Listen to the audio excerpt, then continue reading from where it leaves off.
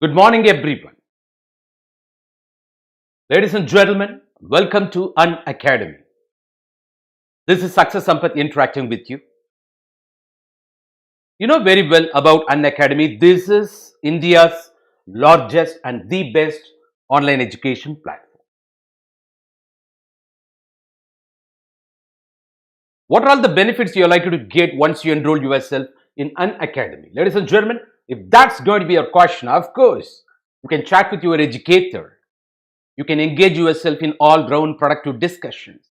And you can also ask all your genuine doubts and participate in the answer polls. All these things, you can do when the session's going on. And you got structured courses here, which is completely based on UPSC Civil Service examination pattern and syllabus as well, so that we ensure you never get deviated from the expected framework. Otherwise, you stay on track. Save your time and energy. Ladies and gentlemen, one particular point we are keep on emphasizing. You might be well aware. What is that? It's not knowing the stuff, knowing to deliver the stuff, because delivery matters. And it's not what you deliver, rather how do you deliver. Ladies and gentlemen, for that we have got a mechanism to evaluate your preparation in terms of various levels. By conducting regular mock tests and quiz programs, you get detailed analysis, a report. Based on your performance, you come to know where you are strong, where you are weak.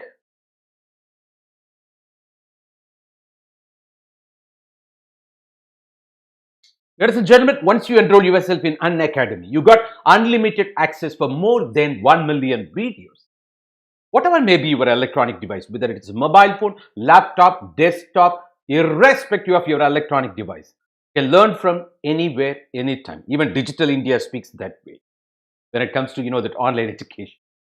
Right. Ladies and gentlemen, I think, what you have to do for that, please download Unacademy Learning app immediately. It's not only me, we more than 100 plus top educators of India with subject matter expertise, 20 to 25 years of experience in the field of coaching, part of Unacademy, waiting there to support you so that you become officer or leader in your own capacity. For that, what you have to do, as I said, ladies and gentlemen, you have to download Unacademy Learning app immediately. Whether it is Android or iOS, ladies and gentlemen, once you download, you're ready to access all those benefits what we are discussing now. Yes. Who is this interacting with you? Of course, this is Success Sampath from Chennai. You might be well aware. I got exposed to the fields of, engineering, management, and legal education with 25 years of experience. The field of coaching, especially shaping the careers of civil service aspirants. With my team, I could witness the humble results. Of course, 250 plus results. As IAS, IPS, IFS, IRS, all my kids are working in different parts of India, some of them in abroad as well, you might be well aware. Part of Union External Affairs Ministry. I think this should have prompted you to ask me a question, what's your vision, sir? To be part of the solution, especially by simplifying the complexity. Ladies and gentlemen, fortunately, this particular vision of mine is completely in alignment with Unacademy's vision. We are working together. As a consultant or top educator of Unacademy, ladies and gentlemen, our immediate priority is to provide career solution to the Indian youth, later to embrace the global community. Ladies and gentlemen, so together we are building communities. You can also reach me through Telegram channel, say Unacademy_Sampath. Or that you can watch a lot of my videos already available on the part of Unacademy YouTube channel, especially when it comes to the highly popular, highly scoring or popular optional subject, that the very sociology, or even the essay paper, even the ethics and integrity, you might be well aware, which is that GS4, part of your mains, which has got the responsibility of contributing to the tune of 250 marks out of 1750, and also that the various several topics cutting across the international relations or global state system. Ladies and gentlemen, not only that, having downloaded Unacademy Learning app, you can also watch a lot of my that live videos when it comes to several segments cutting across the GS. I discussed that the last 5 years of MCQs, several questions came out of that. The recent 2020 prelims, the fantastic feedback we received from you aspirants, thank you so much for that. That motivated us. That incentivized us. Because of that, we started discussing even, the variety of segments meant for GS, that even, that the mains, that the question centric discussion, the several, that the topics, taken into account. And this is in continuation we are talking about. Why? Even when it comes to ethics and integrity, what are the topics we discussed few days prior to the examination? Same topics came. You just watch those videos, and that compared with previous year question, you will come to know how we are on track and relevant. Because that we got relevance here, we got a purpose here, and also direction too. That so that you realize your dream goal. That's what the very purpose. Ladies and gentlemen, for that, please use my ID, say Success Sampath or Sampath Irvengidam. That so to benefit more, you can also reach me through my social network, so that the very purpose, and that we make 100% relevance for that. Ladies and gentlemen, right, under UPSC civil service examination, you got more than 15,000 courses. You can plan according to your budget as well as time availability. The flexible modules available, you might be well aware. In spite of that, we strongly recommend the two programs. One is Iconic program, another one is Plus program. Iconic program, what it is: you will be allotted a personal coach, a mentor, to understand your nature and to suggest study planner accordingly, and to train you on everyday basis in terms of answer writing exercises. Ladies and gentlemen, it's almost like you get individual attention, though it is virtual learning. Ladies and gentlemen, we are talking that way. And also the Plus program, it has got its own advantages. You can choose program in such a way: 6 months program, 12 months program, 24 months program, 36 months program. It is that way, that technically speaking, ladies and gentlemen, you end up paying mere 80 to 100 rupees if you calculate on per day basis. The very expenses, what you meet everyday basis in terms of your evening snacks, I believe. But you ensure your career here. It is as simple as that. If you're going to spend to that particular extent, ladies and gentlemen, please use my referral ID, say Success, to avoid maximum 10% discount. It almost, that you save 9,000 rupees when it comes to the Plus program, and it comes to Iconic program, to the tune of, that almost 25,000, that you save, ladies and gentlemen. And, the several teams, that whether it is a 1 year batch or 2 years batch, or, the basic NCERT batches, ladies and gentlemen, that whether it is exclusive English medium or Hindi medium or bilingual medium, that the variety of our teams, on the part of Unacademy, there to support you. Of course, you can also go for, combination of programs. When it comes to GS, you can go for Iconic program, or optional, you can choose from Plus program. That otherwise you can go for, that both general studies as well as optional, you can choose the Plus, the modules. Ladies and gentlemen, here too you can use my referral ID, say Success, to avoid maximum 10% discount. Ladies and gentlemen, welcome to Unacademy. This is Success Sampath interacting with you. Of course, my referral code Success, you can get maximum 10% discount. Not only that, here the flexible module, as I said, 1 year program, 2 year program, 3 years program. Why? You may be work going or college going aspirants. You can flexibly, that you can plan. Don't stress yourself, because you got enough time. You're college going aspirant, that it's good to begin when you're doing first year of the graduation itself. And as well as, the work going aspirant, you need not worry. You can, plan for 2022, 2023. We've got, that variety of programs for that, ladies and gentlemen. I think, this is right time. Let me take you to the very purpose and direction of, that today's interaction. Ladies and gentlemen, welcome to Unacademy once again. This is Success Sampath interacting with you. Once again, you can also refresh yourself.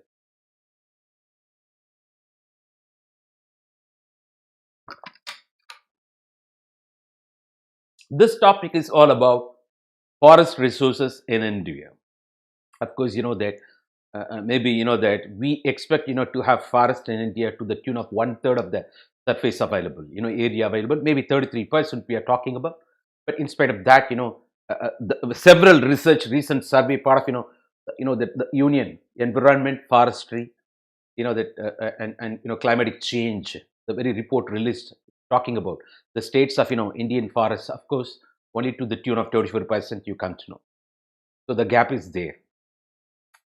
So we can work towards that afforestation program. But globally speaking, the deforestation might be aware. So the several reasons behind that, and in what we know that the World Wildlife Fund, Director General, suggesting the way forward also we're going to discuss. But when it comes to, that the forest resources in India, of course, that and its impact, the availability of forest resources and its impact on climatic change, it's mixed. It's mixed actually.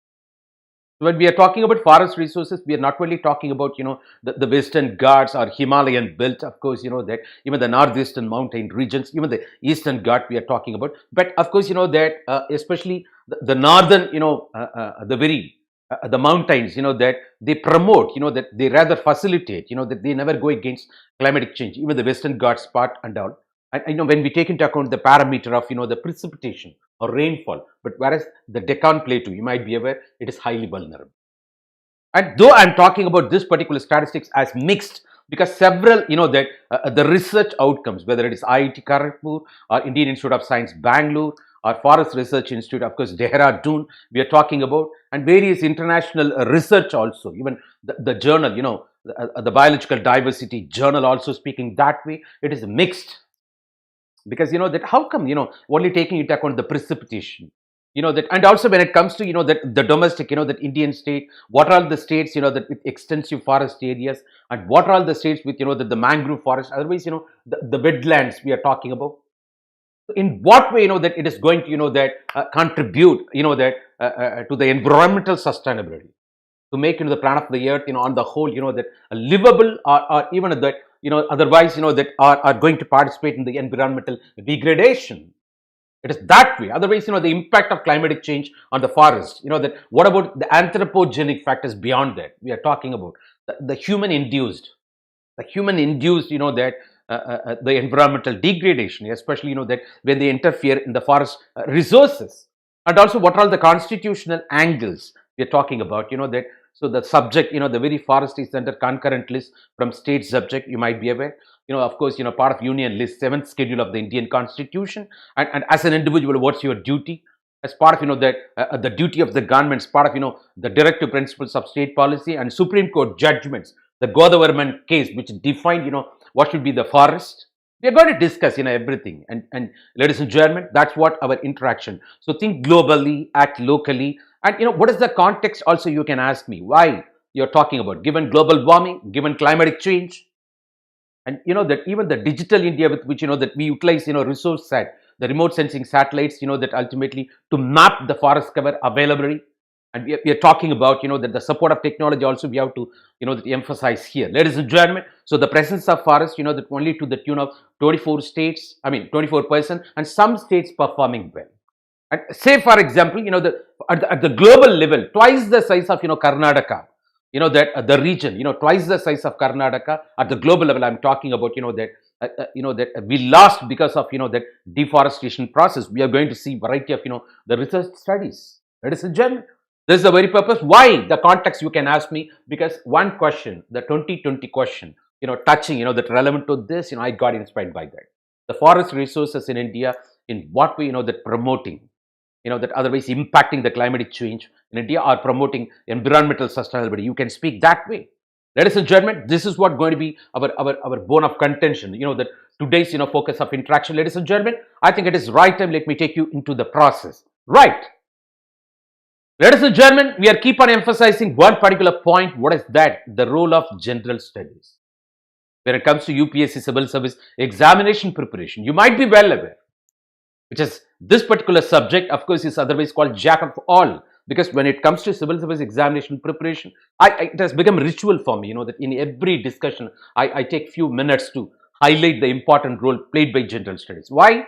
Because with the support of general studies, you can become even all India topper. Why it is jack of all? Because the UPSC, the recruitment pattern, that expects you to be generalist, not specialist. Because if at all you talk about specialization, maybe in one subject called optional subject. Out of list of 24 subjects, you're going to choose one.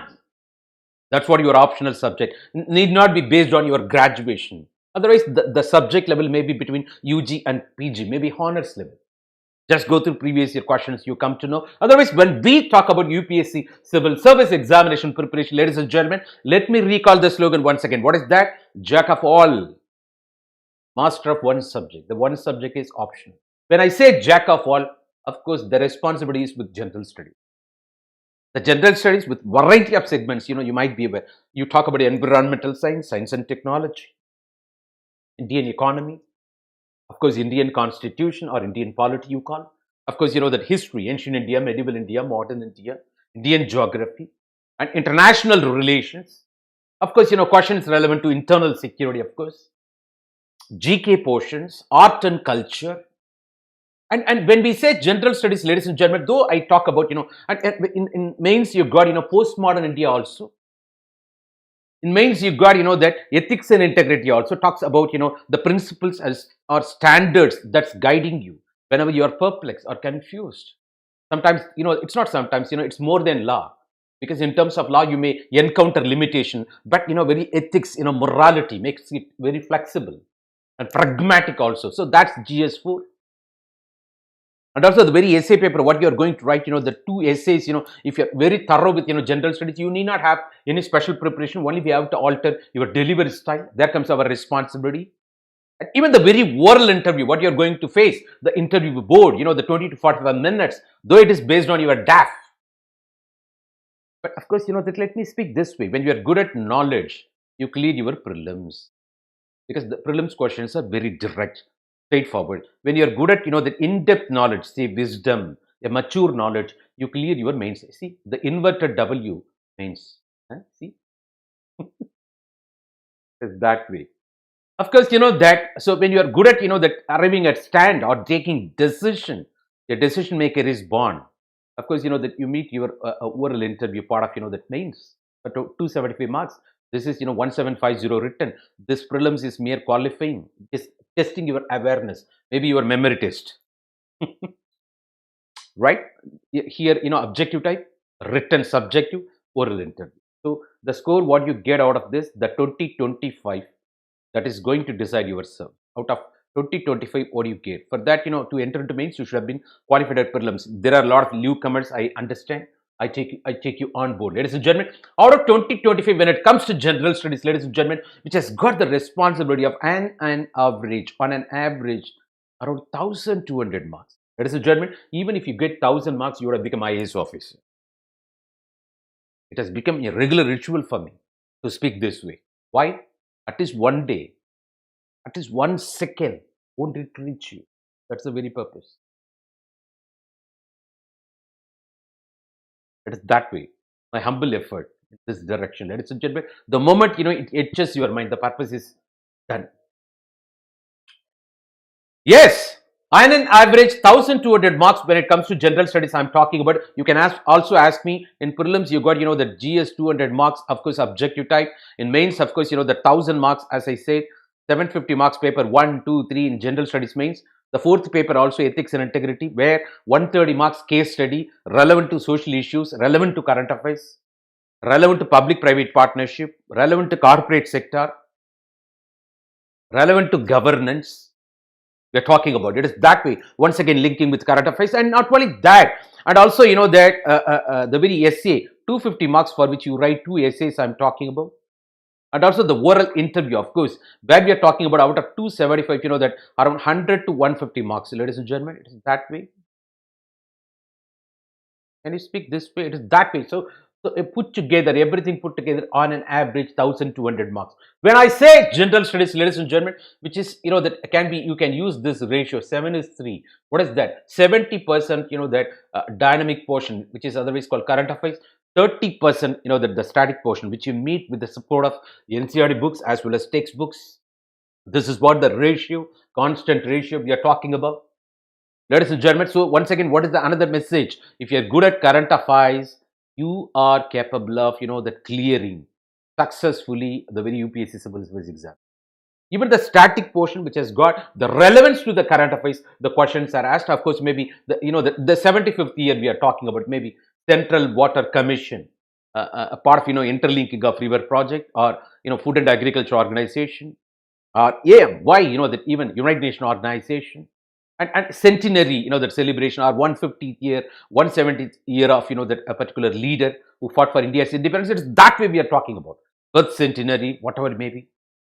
So even the static portion relevant to the current affairs, otherwise last 2 years, that current affairs more than sufficient. Some of the questions, from something happened, the 10 years back, 6 years back, having relevance to the current affairs, maybe in terms of Supreme Court judgment or committee commission or new constitutional provision or amendments, or maybe, international institutions or regional organizations. It is that way. It is that way you talk about, ladies and gentlemen. So, general studies, which has got the responsibility, that sole responsibility, in my opinion, ladies and gentlemen, it's a force to reckon with. That is why, that we understood the importance. So, of course, that if you want to be very good at general studies, ladies and gentlemen, that, so please practice my wide angle approach, which, the previous video, the variety of videos already available there, whether it is in the platform or YouTube channel, you go through, you understand that strategy. The wide angle approach, because every question is not a question, because I see, that behind the question a topic, every topic will have 360-degree, but maybe that particular question is centered around only one of the aspects of the topic. You work for 360-degree, so it's no more topic, it's called domain or area. So when we talk about general studies, ladies and gentlemen, the whole syllabus can be brought under 250 areas.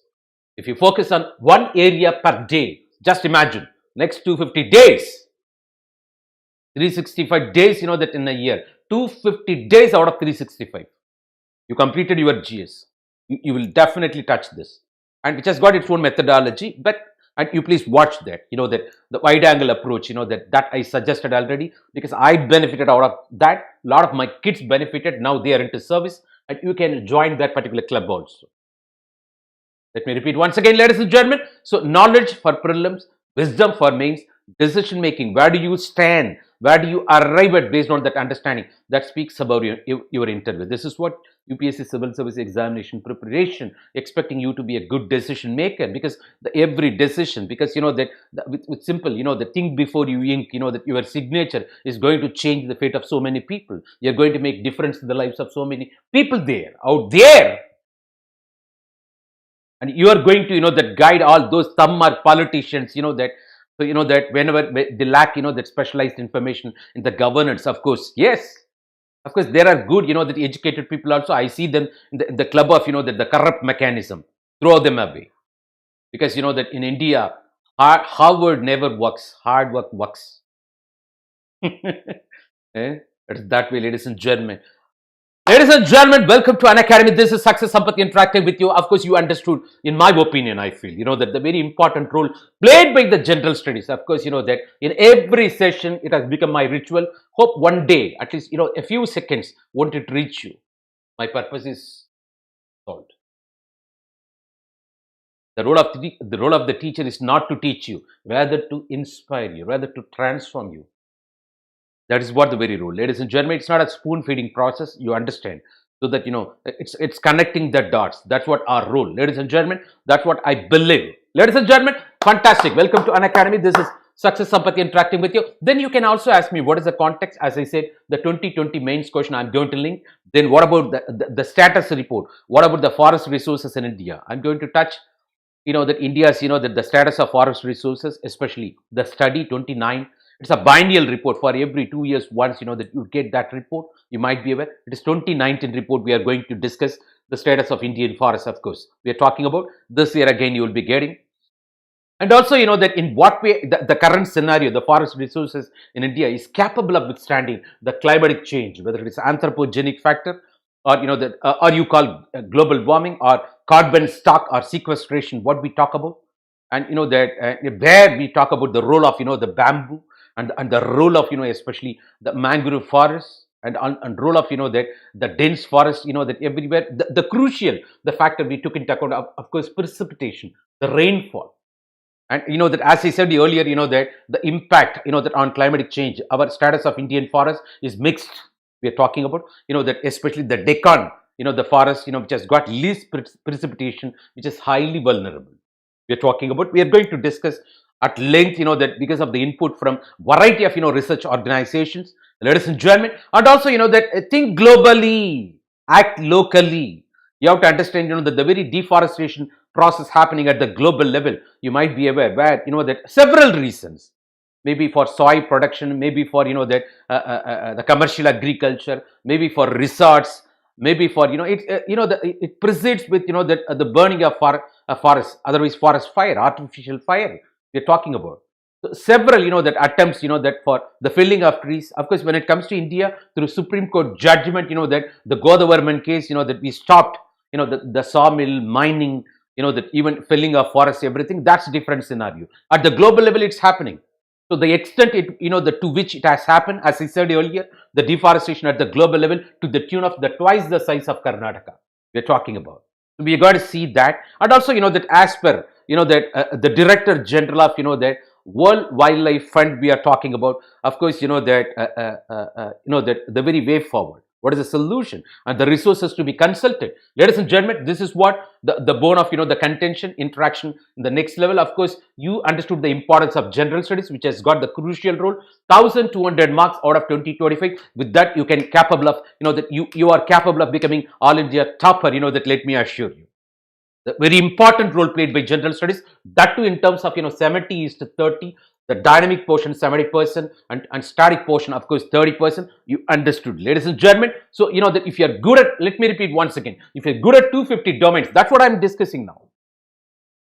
In every that a discussion I do justice to one particular domain. Of course, today the forest that resources in India, of course I try to I make it broad based. It's not only meeting the question. Even if you get the question from the same portion, whether it is prelims or mains written interview, you are capable of answering facing the challenges will be very easier for you. Ladies and gentlemen, that's the very purpose. So the domain approach or wide angle approach I'm talking about.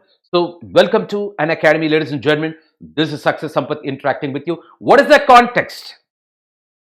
This is, that mains 2020 question part of your general studies paper 1, the question number 17, especially, that, so the 15 marks, that expecting you to write 250 words, because very well when it comes to mains writing, you're going to write something. It talks about word economy, time management, space management even. Why? Because you will be given answer booklet. The questions are already printed there. The space available, within that you are supposed to write your answer. It's not writing one question at the cost of another question. That demands practice. As simple as that. I'm repeating. Practice makes everyone perfect. It is very easy to preach. Even my friend, that Sudhagar IPS, that guy has kept this as status. He's cop. He's very fantastic cop in Tamil Nadu. He prepared with me. He says, in his status, சொல்லுவது யாருக்கும் எளிய அறியவாம் சொல்லிய வண்ணம் செயல். He's right. It's very easy to preach, but it is difficult to practice. So that demands your that 100% focus, involvement and determination we're talking about, ladies and gentlemen. By practice only you can reach that level. That when it comes to, moreover, one important point, that you have to understand when it comes to GS, you're going to write in terms of, that ideas, bullet points. You need not write in terms of big paragraphs, because you are wasting your time and space and energy also. Why I said that demands that only by practice you can write this way, in terms of idea units, because you save time, you save energy, you save space. That space can be utilized for writing some more points. Because it talks about word economy, time management, space management. Say, for example, what is the thumb rule? If you want to score 1 mark in UPSC, the main examination, ladies and gentlemen, you are supposed to write minimum 15 to 20 words. That too within 1 minute. That is the practice. That's the practice. So, that because idea units, you write in terms of idea units, definitely it is possible. But it's totally different from your essay paper. This is GS. When it comes to essay, ladies and gentlemen, what is the point we are keep on emphasizing? Where you are going to write in terms of paragraphs. All these ideas will find elaboration in terms of paragraphs. That's what I say. You understand what I'm talking about? So in of course 15 to 20 essays, the paragraphs you write in an essay, 1,000 to 1,200 words for 125 marks. That is what we are talking about. So in general studies, you write in terms of idea units, whereas in essay, you elaborate that idea into paragraphs. That's all. That's very simple, ladies and gentlemen. You understand that way. So let's come back to the context. That the 2020 mains question paper, GS paper, what for 15 marks? Of course, what is the question? Asking you to examine. This is the task. What is that? The status of forest resources in India that you come to know through status report, the biennial report, and its resultant impact on climate change. That's what we are talking. It is very mixed. The Deccan Plateau is highly vulnerable. The areas getting that less precipitation, less rainfall, they're more vulnerable. But whereas Western Ghats and some of the portions of Eastern Ghats, even the western portion of Himalayas, the northern mountains, and even that some portions of northeastern mountains, fantastic. They're capable of withstanding the challenges of the climatic change. But in spite of that, we talk about why precipitation alone. What about other factors like that anthropogenic factors, the human interference. Even government interference in the name of mining, in the name of special economic zone, in the name of building dams. Maybe it's not only internal displacement, even dislocating the forest people, part of the forest. That's what forest that act speaks. The forest, the Dwellers and Settlement Act 2006, you might be aware, where the tribal people should be recognized as part and parcel of the forest. Are you aware? And they got access towards all forests, that produces, minor forest produces. It's that way. So, that if you're going to build dam or government indulges, to some sort of mining process for the sake of, corporate or for the sake of, economic reforms, for the sake of, exploiting the resources meant for India so that, it takes, economy to the next level. It has got its own problem, that a process of, that dislocating, that, so that demands, rehabilitation, resettlement when it comes to, forest dwellers. We are talking about that way. So it is that way, that, but the question is centered around status of forest resources in India and its resultant impact on climate change, where we are talking about, mixed, we are going to discuss in detail. And also we are going to touch, that for our understanding's sake, I make it broad based. This is what the question, ladies and gentlemen. To the point you are supposed to answer, but that I took inspiration, I took opportunity so that I can supply some more information to equip you more, because you make me. It is one-stop shop for your that several the demands of UPSC. Of course, Sampath, that's sitting in front of you, ladies and gentlemen. Success Sampath, especially, ladies and gentlemen. Yes, the forest resources in India. The status of forest resources of India and its resultant impact in climatic change. This is how the question, let's begin with, that meeting the question's expectation. After that, I will add some more information, make it broad based. It's that. So India has got long-term goal of, that having 33% of, geographical area, 1/3 of area under forest cover, that long-term goal. Even today it is a dream. Why? Because the practice speaks, ground reality speaks only 25%. That's what ground reality. But our aspiration, goal to have 1/3 of that area under forest cover. Of course, 33% they're talking about. Though we don't have that we are yet to have the forest policy. You might be aware that's a criticism also, because we are living with 1988 and several other the forest related policies governing us. You're going to say that's a criticism also we are talking about. Why the 2019 forest policy, draft forest policy, introduced, of course, several criticism came. Of course, that for some correctional measures it was withdrawn, all those stuff. Come back, ladies and gentlemen, this particular report, of course, the biennial report, the India State Forest Report, ISFR 2019. It's a biennial report. Of course, this year also you will get one more report. They stated that the total forest and tree cover of the country with 80.73 million hectares. Otherwise, speak in terms of percentage, and an around, and an average 25%, 24.56% of total geographical area of the country we are talking about. You understand? So, that our expectation to have 33%, the reality, ground reality, only 25%. It's not me speaking. The biennial report, what we get in India, the India State of Forest Report 2019 speaking that way. Yes. Ladies and gentlemen, this is, Honorable Prakash Javadekar, we are talking about, Honorable Minister of, the Environment, Forest and Climatic Change, Dr. Prakash Javadekar. Of course, an examination of, that the status of forest resources in India and its resultant impact on climatic change we are talking about. What is that? See, when we talk about, the very states, the Madhya Pradesh, Arunachal Pradesh, Chhattisgarh, Odisha, and Maharashtra, the largest area-wise, forest cover in the country. That's what the status, the report speaks, biennial report speaks. Hmm? Akam. Otherwise, that Akam.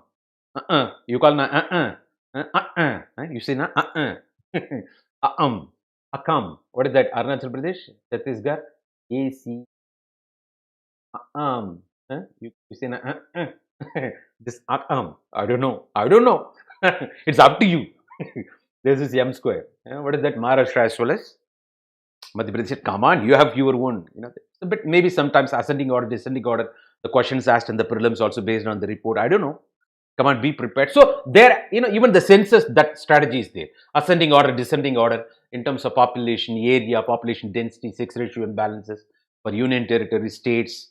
You get the question that way. Come on. So there has been an increase of over 13 lakh hectares of forest and tree cover in the past few years, making an impact on the amount of carbon dioxide in the atmosphere.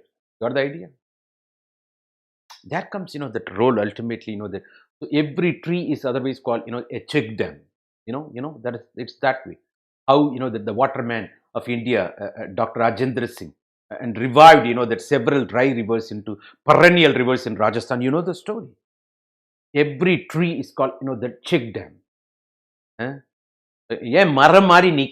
People say in Tamil, the people used to criticize a guy who is not answering the question and keeping himself maram. But they don't compare. Please don't compare a normal human being with a tree. Tree has got several values. Of course, let us respect. As per, that categorical imperatives, Immanuel Kant, all human beings should be treated as ends, not as means. That's different story.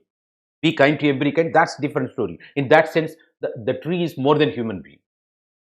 The tree, that much resources. They're talking about it. It's not a tree. No. Marathil maraindadu Mamada Yanai, Varathil maraindadu Panjabudam. Even Tirumular speaks that way. Maram. I'm talking about this maram in Tamil. That other state, people from other states, don't worry. Tamil, I'm writing maram. As you speak Hindi, I don't understand. Now you are penalized now. Just kidding, don't worry. Tree, it's a tree in Tamil, of course. But this maram is valor, courage. Maram. This maram is different. You teach me Hindi, I teach you Tamil parallelly. I know survival Hindi. Come on, ladies and gentlemen.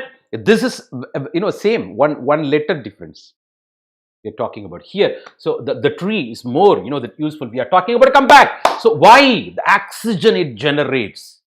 And taking into account the carbon dioxide, the carbon stocks, the tons of, carbon stocks, that it takes, it consumes. You might be aware. The amount of carbon dioxide in the atmosphere will be taken away, that rather oxygen supply you are talking about. Of course, that the tree has got that much important role. That's why we are talking about afforestation, and we speak against deforestation of all kind. Ladies and gentlemen, of course, as per the report, of course, it may speak more. The green cover of India, we are talking about the biennial report. As I said, that around 25%, that as, the goal may be 33%. The top three states, showing increase in the forest cover, of course, that the forest area, that so increase, that incremental basis. They have shown improvement in terms of, that going for afforestation. We are talking about Karnataka, Andhra Pradesh, and, that Kerala, KAK, K-A-K.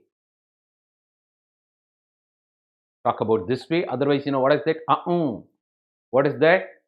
ACOM square. Otherwise, that you talk about, that it is that way you go for. This M may be Madhya Pradesh, Arunachal Pradesh, Chhattisgarh, Odisha, Maharashtra. Of course, this is in terms of largest forest cover in the country, maybe ascending order, descending order. Of course, the incremental, these states, have shown increase of the forest area. So this is based on biennial report we call, ladies and gentlemen. So, that India's status of, that forest report we are talking about, it is based on that. Of course, the total mangrove cover, that you might be aware, the Pichavaram, Sundarban, the West Bengal, Sundarban. Here in Tamil Nadu, Kalakkad, Mundandurai, you would have seen the Picharam near Pondicherry, Pichavaram, the near Chidambaram, you would have seen there. The total mangrove, see, see this, you would have seen this. The total mangrove cover, of course, 4,975 square kilometer. There is an increase of 54 square kilometer in mangrove cover. This is across, the Gujarat, Maharashtra, Odisha we are talking about. So we have seen improvement. The effective role played by mangrove system, you have to understand for that. The mangrove forest we are talking about. So that of course I don't know that Saduppu Nilam, I believe in Tamil. Saduppu Nila Kadagal. Even the Pallikarnai, very close to that on the way to Valacheri, the right side you would have seen. Saduppu Nila Kadagal. Mangrove forest, of course, wetlands, finally, we are talking about. So the mangrove forest, the ecosystems, which offer many ecological services. But they are threatened by the very climatic change, you have to understand. And also, the encouragement from the anthropogenic factor. The very Pallikarnai, the remote sensing satellite images speaks in 10 years, that it came down. It came down. In what way they are responsible for, that keeping the groundwater table, that checked so that it stops, advancement of, sea water, that and stop, so many things. And also the biodiversity it supports, you might be aware. So everything threatened by climatic change, we are talking about the mangrove ecosystems. Why? We linked with that, even the very delta formation is stopped because of the thing, the melting of glaciers in the Himalayas, how the inundation, the erosion or shifting of river course. We talk, even interlinking of rivers, when you do that, though it has got its own criticism, of course, that this is apart from, that the big ticket investment, the cost involved, and one day find money after 2060, there may not be glaciers at all in the mountain. How come you can talk about, transferring surplus water into, the deficit region? And in spite of that, and that when you go for interlinking of river, of course, that you don't allow the river, that to fall in ocean or water body or delta formation. That, poses, the challenges to the littoral districts of, littoral states in terms of sea erosion, making them vulnerable. So, that even the very mangrove system has got linked with, the global change or climatic change, of course, melting of snow mountains, that the glaciers in the Himalayas or interlinking of river project, everything we discussed. So, which offer many ecological services, they are threatened by the climate. But this increase is that the increasing of, the forest cover, mangrove forest we are talking about, is a positive sign for maintaining the uniqueness and biodiversity richness. That it is a variety of species, flora, fauna we are talking about. It's not only tourism center promoting tourism, ladies and gentlemen, that it has got its own, it is environmental angle we are talking about. So the top three states when we talk about, mangrove forest cover, of course, the Gujarat, then Maharashtra, then Odisha, of course, that of course total 54 square kilometer, the increase, that we have done, but it has got its own ecological services we are talking about. Ladies and gentlemen, not only that, let me also take you to the next level. The bamboo covers, 16 million hectare expanse we are talking about. Bamboo, it is of course, that the very bamboo has got its own advantage, that it's instilling, that the groundwater table also you speak that way. Even the very bamboo story we used for motivating you, that's different. That will test your passions. That's different story. Its benefits include significant climatic services pertaining to afforestation, reforestation, and below ground, the carbon stores done. It is through this bamboo and highly effective carbon sinks we are talking about. Source sink we are talking about, sink, and helping human societies to adapt, that to climatic change. So effective role played by the bamboo. Of course, we are talking about 16 million hectare expanse we are talking about. So these are all fantastic. That this is ultimately integrating it into other systems like, that urbanization, croplands, agroforestry we're talking about. But that way, that so, that, it has got variety of, the purpose, that purposes, the very bamboo, of course, apart from, that ecological services. So the extent of bamboo bearing, the area of the country has been estimated 16 million hectare we are talking about. Of course, the same point, the extent we are talking about. Ladies and gentlemen, reinforcing the same point once again, there is an increase of, that 0.32 million hectare, the bamboo bearing area as compared to the last assessment. When comparing with, the India, the status of forest resources in the country. The biennial report, of course, we talk about the 2017 report when we compare, that the very bamboo expands. With that, 2019 speaks other way around. 0.32 million hectare increase we are talking about. Ladies and gentlemen, this is about the bamboo. Of course, the total estimated the green weight the bamboo the culminates the 278 million tons. They're talking. So 278 million tons, slowly an increase of 88 million tons. Some facts needed so that you understand where do we that in a biennial report from 2017 to 2019 we are talking about 88 million tons compared to ISF for 2017, but ISF for 2019 speaking that way. And wetlands, you would have heard about Ramsar Wetland Convention and all when we talk about environmental science. So wetlands within the forest areas, form important ecosystems we are talking about and add richness to the biodiversity. Just imagine. There is no water and, neerindri amayadu ulagu, and that too within the forest. Of course, all rivers originate from forests. The mountains, mountains are otherwise called, that the towers of water, you talk about. When we talk about glaciers of Himalayas. But that when we talk about forest, within the forest, you need water. Sometimes, that during, that the summer season, there comes the local body, the forest ministry, that through tanker lorries, that they make, that artificial pond and put water, all wild animals coming and drinking water there. And we come to know, otherwise they die. And that's linked with, the global warming, unpredictability, extreme climatic conditions, well. Of course, we take that efforts also. So the presence of that ecosystem, of course, the wetlands in that particular region ensure survival. That the flora, fauna, the richness of the biodiversity we are talking about in the forest area, both fauna as well as flora species. We are talking about important role played by wetlands.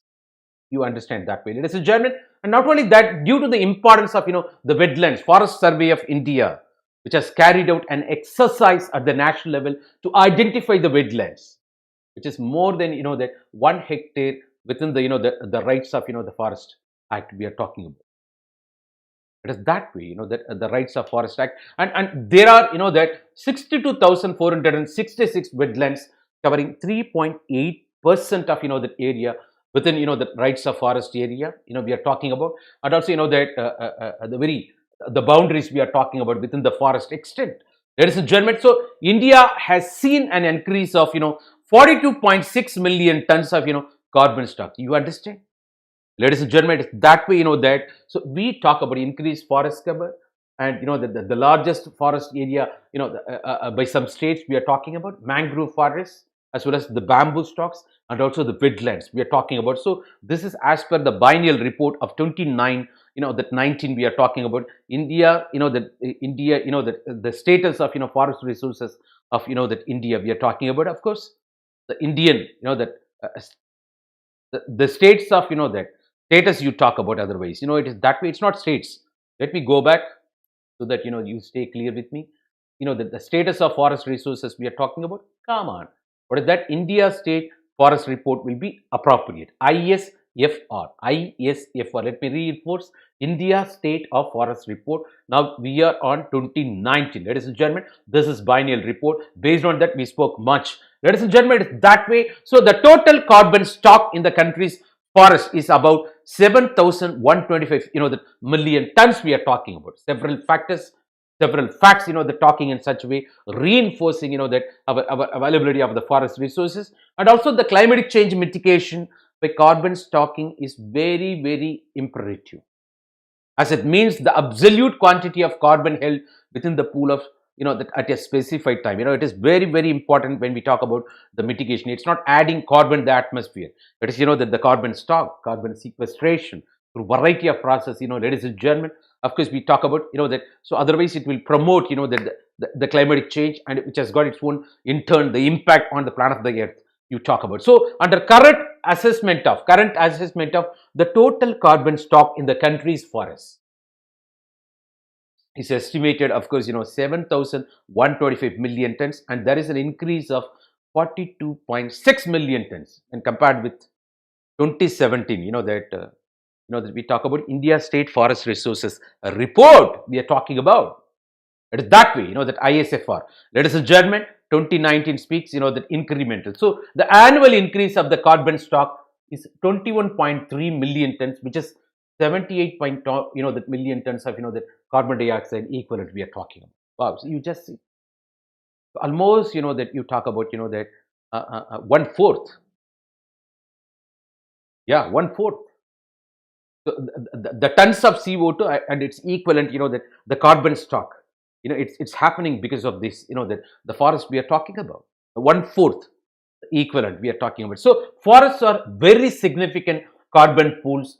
They have great implications for the global carbon cycle we are talking about. It is that way. So the forest resources in India, you come to know through, ISF for 2019, the biennial report. So it talks about, forest cover and how some states are faring well.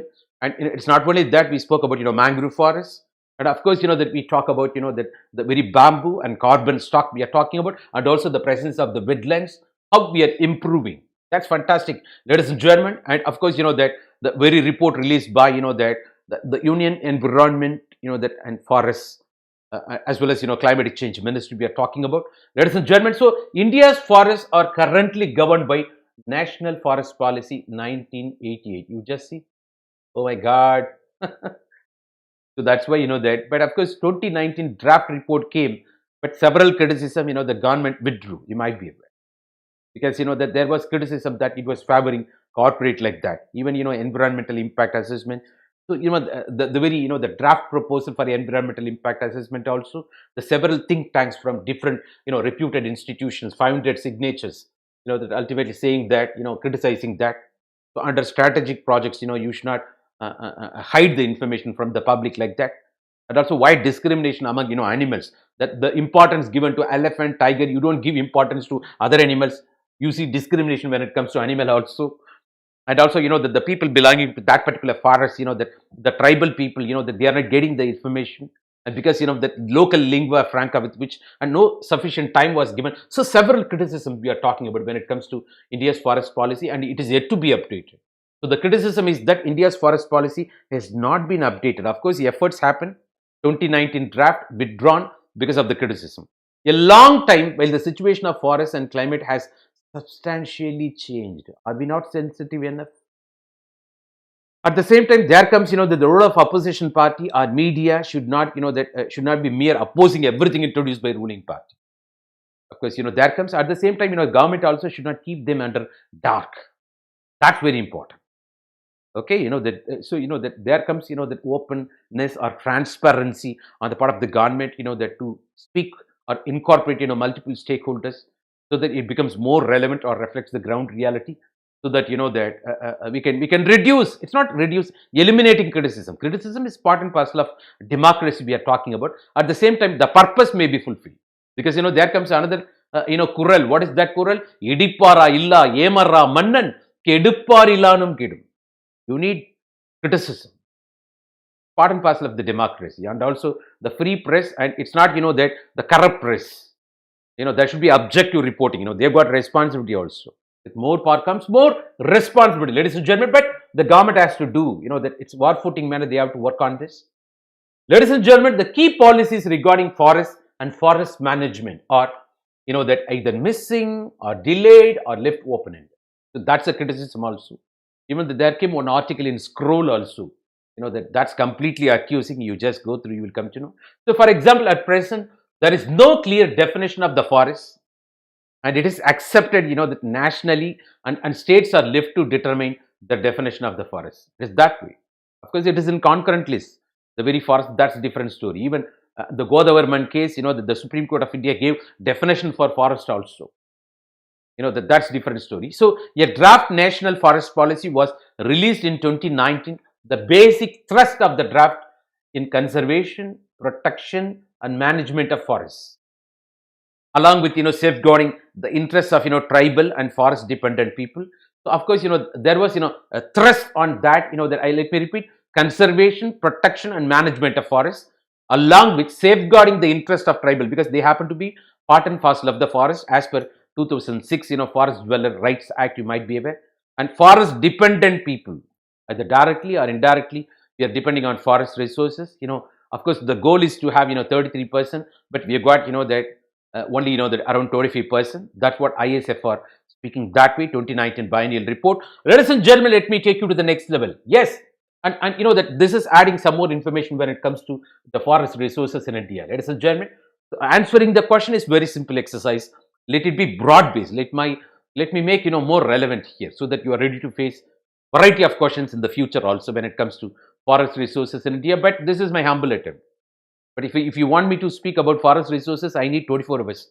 Of course, several sessions, but of course, you have to define boundary somewhere, given limited time availability, that you've got other activities also, you got other subjects too. So other legislations that govern Indian forests: the Indian Forest Act 1927, the Compensatory Afforestation Fund Act 2016, and the Forest Conservation Act 1980, the Forest Rights Act, just now we spoke, Forest Dwellers Act, that recognizes the tribal people as part and parcel of the forest we spoke, and Wildlife Protection Act 1972 we are talking about.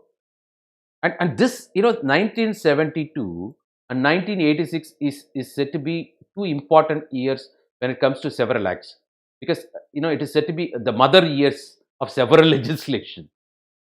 That new education policy, so many things for that, labor reforms, child labor, several things we are talking about.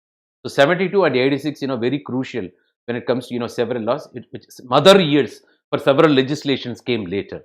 We are talking about, ladies and gentlemen, yes. So forestry in India, according to just now we spoke, the Indian State of Forest Report 2019, a biennial report said around and an average 25%. That instead of that the goal of 33% or one third of India under forest cover we are talking about, now the reality speaks, ground reality, only around 25%. In a landmark 1996 Godavarman case of the Supreme Court defined, what is that? Which has defined the forest. Because just now we spoke, the states were given the freedom to define that in their own terms the forest, but the subject itself now in concurrent list. That's what we are talking about. As all areas that are the forest in the dictionary meaning of the term, irrespective of the nature of ownership and classification that thereof, that so the definition that reinforced by the Supreme Court of India, that especially through 1996 Godavarman case. Not only that, the court also ordered the non-forest activity. What is that? Sawmills, rambam, arakru, and also mining. Mining in that's what Chhattisgarh, everywhere we are finding problem. How the Naxalites are that using that the tribal people as their shield when they are fighting against that CRPF. Even some of my kids are working there, the Sukma district CRPF.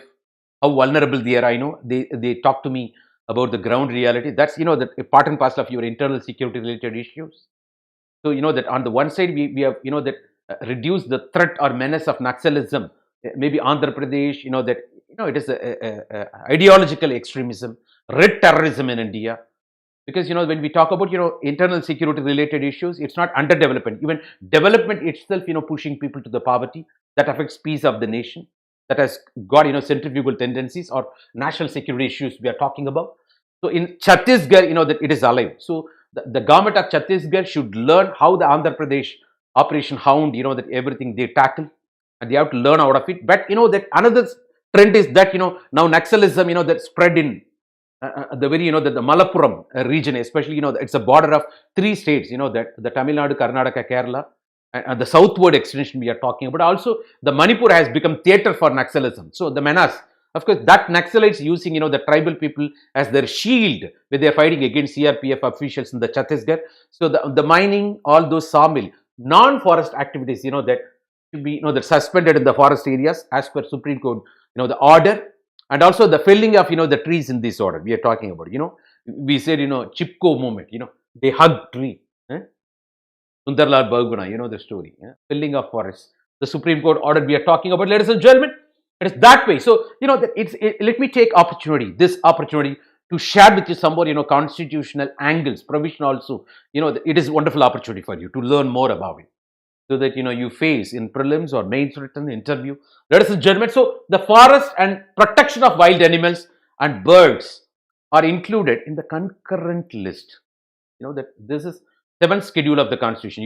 The schedule in the Constitution for administrative convenience. You got 12 schedules. The 7th schedule, 8th schedule talks about languages, official languages in India. You might be aware. Got the idea? So 7th schedule talking about list system. state list, central list, concurrent list. In the concurrent list, all the subjects available where both and the center as well as state governments, they've got that the rights, but will of the union is always prevailing over state. You might be well aware. So forest protection of wild animals, forest and protection of wild animals and birds, that included in the concurrent list, because hitherto it was in state list. Got the idea? So of the Constitution of India we are talking about, and also that through how, when it is done, you can ask me that question. That this 42nd amendment of the Indian Constitution 1976, it's done by that former Prime Minister Indira Gandhi. It's otherwise called mini constitution. Several reforms, then came Janata government, that 44th amendment, that it reverted back. The story. So 42nd Constitutional Amendment Act 1976 is otherwise called mini constitution. Several reforms happen, several amendments happen in India. So the forests and protection of wild animals and the same measure what we spoke, that transferred from state to concurrent list. How? Because of the 42nd Amendment 1976 we are talking about. It's not only the forests, that we are talking about this wild animals and birds, the protecting them, not only the forest, but along with education. Education is in concurrent list. Weights and measures and administration of justice, everything came under concurrent list, where the will of union government prevails over state administration. The story. We are talking about, it is part of 7th schedule of Indian Constitution. Ladies and gentlemen, once again, you can also refresh yourself.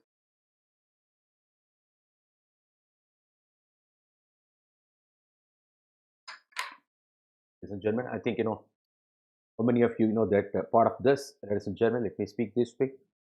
Yeah, good morning, everybody. And a lot of people, that watching there, I understand. Yes. Good morning, everybody.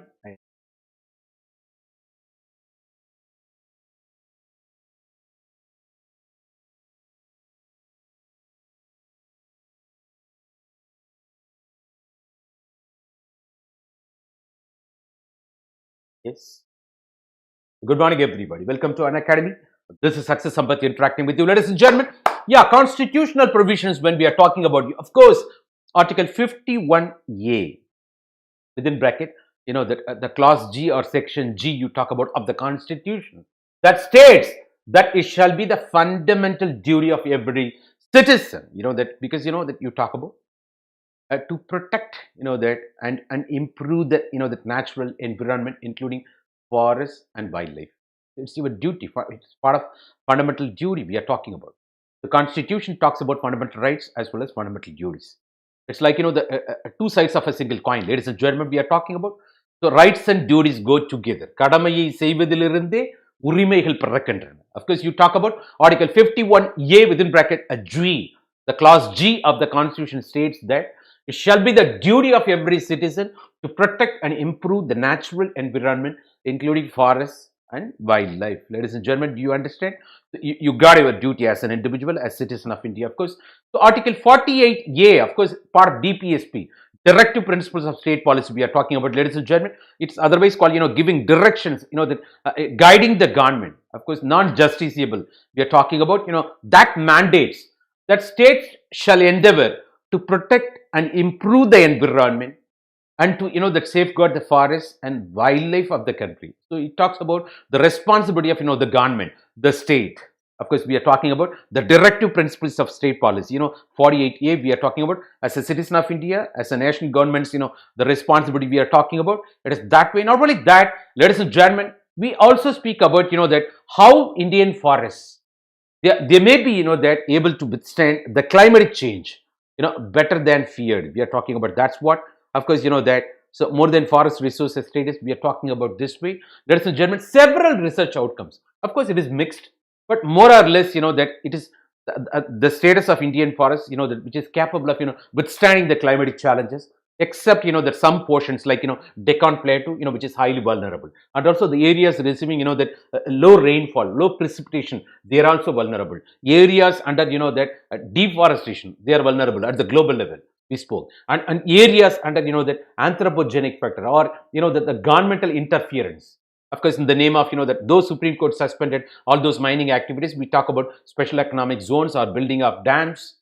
And of course, they have to answer, the Ministry of Environment, Forest and Climatic Change. Of course, they have to answer environment impact assessment, and the Panchayat Extension Services Act, whatever may be, and Forest Dwellers Act, 2006, and also National Green Tribunal. A variety of things, they have to answer before doing that, because, the Gram Sabha decides, whether it should be done or not. Even, that should not interfere in the lives of, the local population we call, forest people. So many, the things are there, of course, we're talking about. So Indian forests may be able to withstand climatic change better than a feared we are talking about. So new research indicates that most forests in India are highly resilient, to the impacts of, climatic change on rainfall. We're talking about on rainfall, especially, that it's that way. The regions receiving more rainfall capable of withstanding less rainfall, they become vulnerable. That's what I said, Deccan Plateau. Come back. So the wetter forests, that India, wetlands, it's not wetlands, wetter forests, areas receiving more rainfall like this we are talking about, of course, are resilient to large rainfall changes, while forests in drier landscape, especially such as, Deccan Peninsula region, are most vulnerable to a significant climatic change. This is what the point we are keep on emphasizing. You can ask me, what are all those better forests? The Western Ghats and some of the, the forests in the, the Himalayas and Eastern Ghats, Northeastern, that region, they are all better forests. They receive a lot, the more rainfall, you might be aware. You understand. So despite the resilience, that we are talking about, withstanding capacity, ability, that it is that way, despite the resilience, that and contrary to government claims, the forest cover continues to decline in extent and quality of India due to human activities. This is another, that totally a different, trend we are talking. But government says one thing, but in practice, ground reality is different. That several research outcomes, that speaking that way, that there should be congruence. That's what we are talking about. People, all should speak in one voice. Of course, we see, that aberration or discrepancy in when it comes to outcome.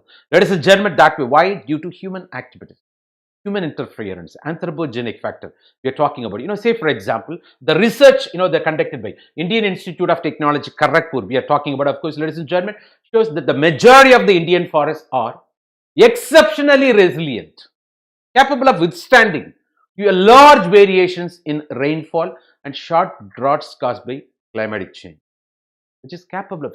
This is as per IIT Kharagpur we are talking about. So the research which used, canopy. What is canopy? That this is land, this is a tree you talk about.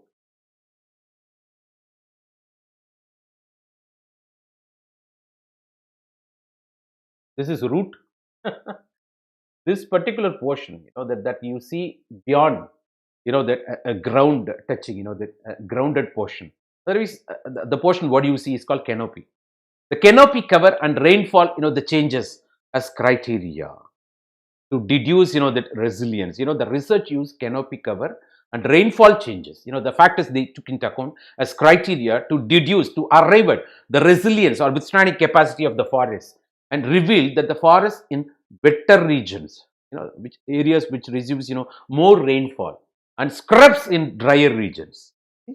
Not only wetter region forests and also scrubs in drier regions, they would be more resilient to, that rainfall decline. That even, area receiving, that a 3000 millimeter rainfall, even 500 millimeter rainfall difference, they are capable of standing. But areas receiving less rainfall, around 1000, around, that some 800 the millimeter, they can't withstand the variations. So that goes. So the wetter region and scrubs in the drier region, that goes with availability and usability also we are talking about. Survival, that the water demanded by that particular, that species or vegetation we are talking about. So scientists use climate and vegetation models.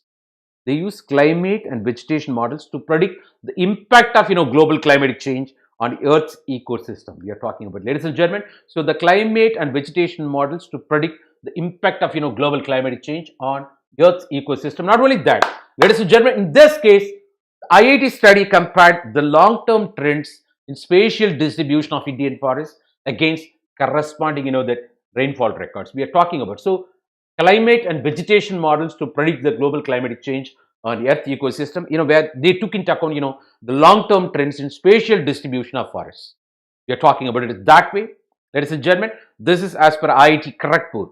So this inquiry of, how India's vegetation cover responded to the precipitation. Our precipitation means rainfall between, 2000 to 2017. That provided the positive news. What is that news? Forests have been surprisingly resilient to changing rainfall pattern. Got the conclusion, ladies and gentlemen? So it is that way. Wetter forests, that's important. Wetter forests. And also scrubs in drylands. We are talking about. Of course, we are going to talk about areas, don't worry. So it is that way. So this novel research, that has generated forest cover resilience map we are talking about.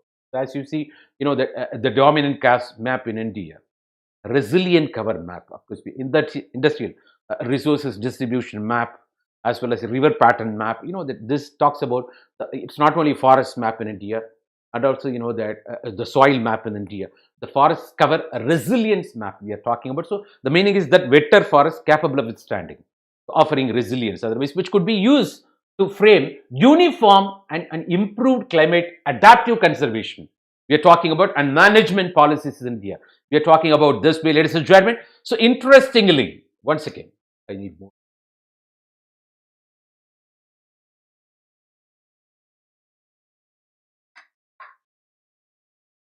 Interestingly, the study provides, ladies and gentlemen,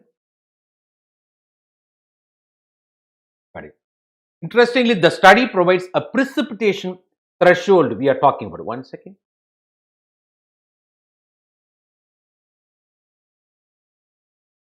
Precipitation threshold of forest cover, that resilience, which helps scientists estimate the tipping point, that beyond which forest cannot resilience.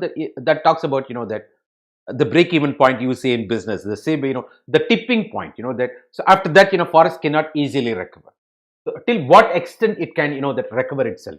It is that way we are talking about the precipitation threshold. Of course, defined that way. It's that way, ladies and gentlemen. The tipping point, we spoke. See, we want to be here. That we want to be free from all these gadgets. Everything distracting. You want to live with nature. Of course, to some extent, you should know how to protect yourself from the wild animals there. Huh? Of course, once you become officer, you will be taken to trekking. Don't worry. You got opportunity. Don't worry about it, ladies and gentlemen. So want to be here. Want to rely on forest produce. It's free from all round pollution. So ange enakoridam vendum. You want to be there. It is that way. So they claim that forest cover would remain resilient at rainfall levels at least 1400 millimeter per year. But do these findings reflect ground reality? There comes another question. IIT Kharagpur report we are talking about. So the tropical lowland rainforest, that from that Agumbe of Karnataka. This particular diagram. What you see, the photo. What you see, the tropical lowland rainforest from Agumbe of Karnataka, Western Ghats. They are capable of withstanding large changes in the rainfall pattern. Of course, the forest will be like this. Even I went to that into dense forest. Of course, when I went to Sabarimala, a big path, small path, a big path. So the dense forest, especially in the night, we could see that animals that walking around.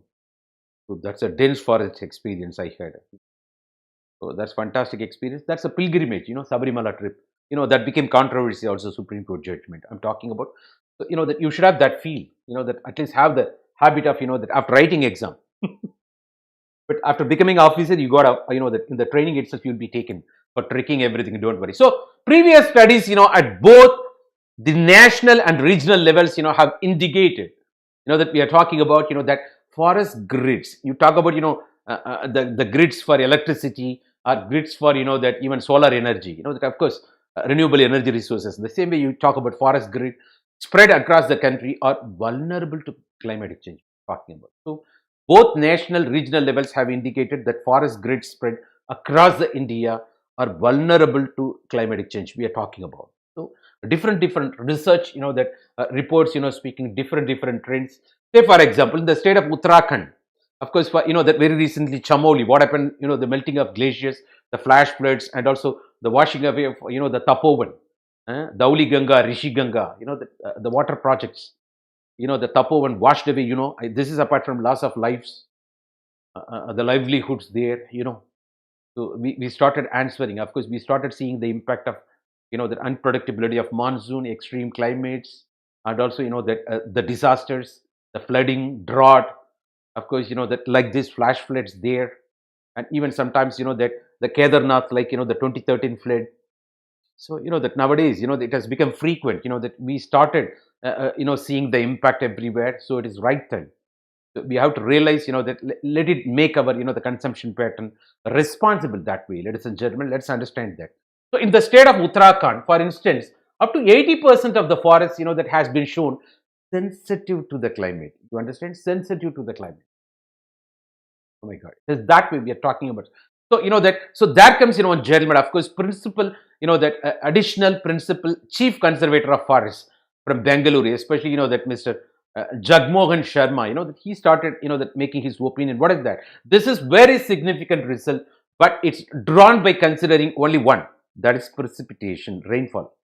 Of the several factors such as, temperature, soil, and anthropogenic influences that have major influence on existence and sustainability of the forest location. So very significant results, but that it has been arrived at, based on only one factor called precipitation. This is as per Jagmohan Sharma, additional the principal, the chief conservator of forest, Bangalore. We are talking about, ladies and gentlemen, not only that.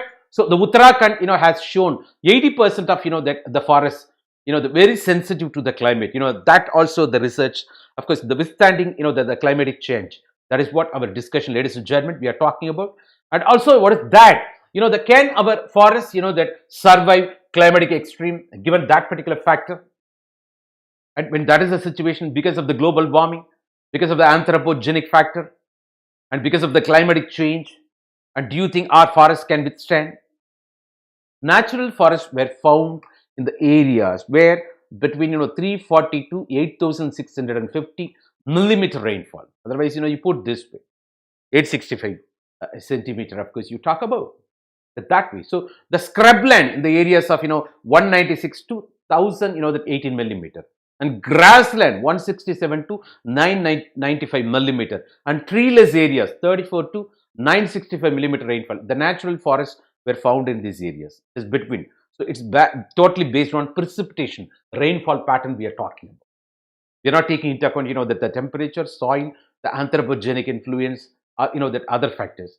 So the scientists reported in the journal, this journal, the biodiversity and conservation, we are talking about that only 0.02% of total forest cover in India in the dry region, especially in the Trans-Himalayas.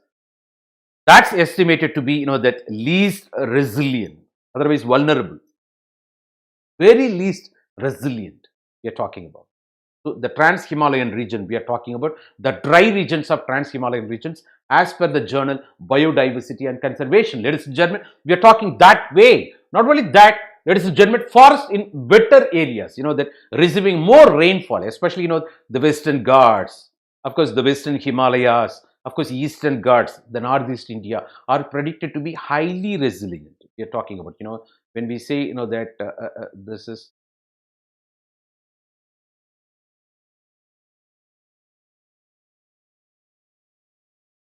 talk about killing cat.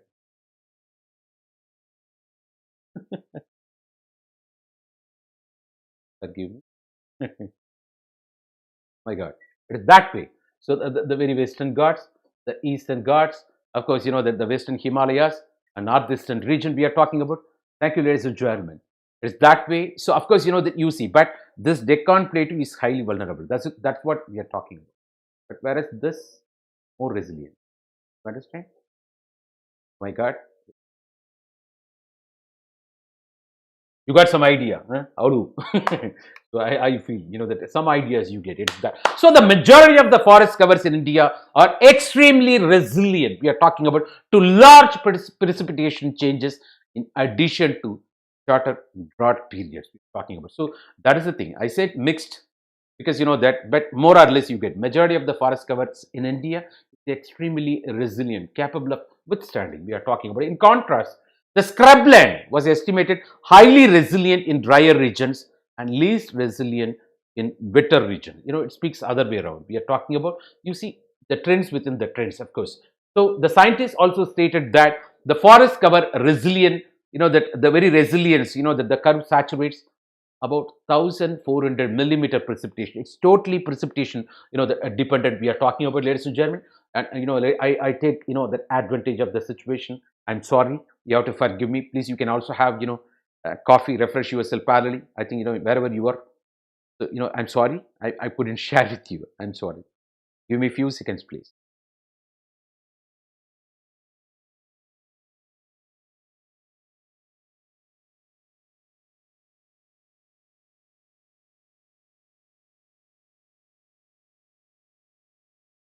Yes, which indicates that the forest would be resilient at rainfall levels. We are talking about, that over 1400 millimeter, while the scrubs would not be, this particular, that the trend is repeatedly, that's it.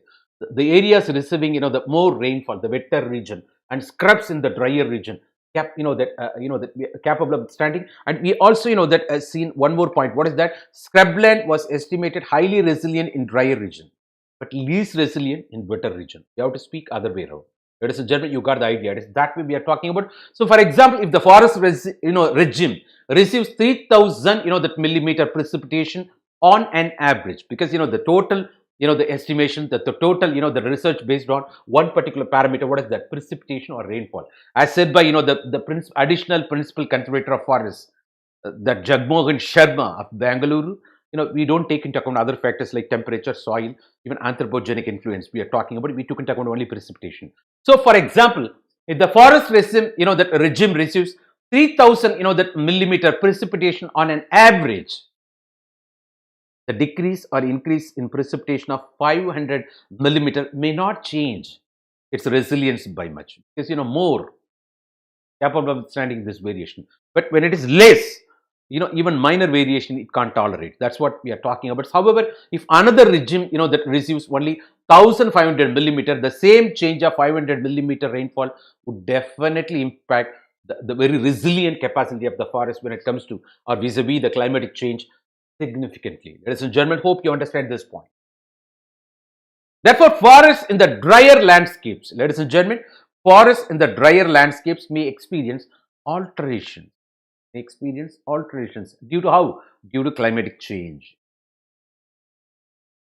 Definitely, that forest in the drier regions, that because that alterations due to climate change. So, although climatic change linked with global warming, and which has got its own impact on unpredictability, the extremes of that rainfall, or unpredictability of monsoon or drought, El Nino, La Nina, several factors we are talking about. So, although seasonal dry tropical forests, the Deccan Peninsula region, are tolerant to the drier periods or drought events to some extent, they are the most vulnerable forests.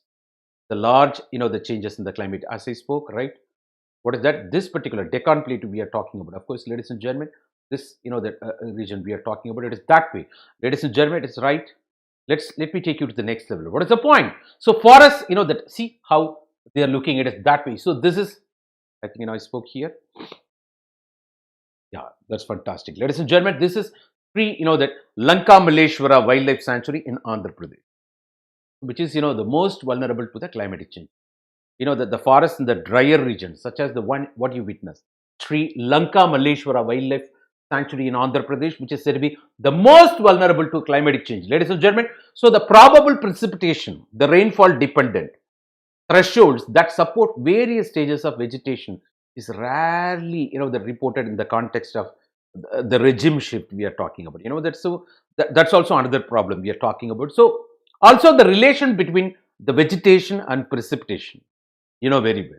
It's totally depending on the nature of rainfall, the type of vegetation, the type of forest. Yes, which were developed with global observations, did not fit well with the ground reality of Indian forests. It's the other way around. Think globally, act locally. You have to customize or personalize to the Indian conditionality when it comes to Indian forest we are talking about. So your global observation. So the nature of vegetation or forest cover depending on precipitation, this model fails in Indian context. We are talking about that. Ladies and gentlemen, the study helped update the methods adopted in the global studies. We are talking about by eliminating human activities to understand the forest cover. So the moment you eliminate human activities, of course, you outrightly rejected other factors and including land use change and forestry maps, which provided new results and interpretations. We are talking about the help, which helped update the methods adopted in the global studies. Ladies and gentlemen, we are talking about, of course, we eliminated the anthropogenic factor parallelly. So only precipitation taken into account, that and leaving out rest of the factors. Of course, we have seen are more or less most of our forests, that rainfall dependent, precipitation dependent, capable of withstanding, the climatic change, except that the vulnerable Deccan regions we are talking about and areas receiving less rainfall, the precipitation variant, that is not, that ultimately in favor. You might be aware we are talking about that, that ladies and gentlemen, this is also, that the forests are vulnerable despite the resilience we are talking about. Though we have got withstanding capacity, in spite of that, vulnerable. What is that? So just now we have seen, IIT Kharagpur research. Of course, this is as per the team of scientists from, of course, Indian Institute of Science, Bengaluru. According to them, they helped prepare a vulnerability index of the forest grid points in India. It's the vulnerability index. Indices index. You gone to that extent.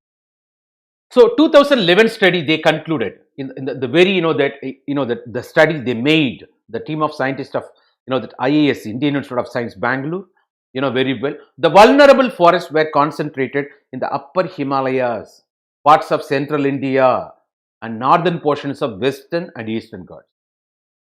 Northern portions of western and eastern Ghats. Got the idea? Na? So it becomes to some extent meticulous and contrary otherwise also. In contrast, forests in North India or southwestern Ghats, that and eastern India were estimated to be least vulnerable. That it talks next way and also meticulous, that and making very minute details.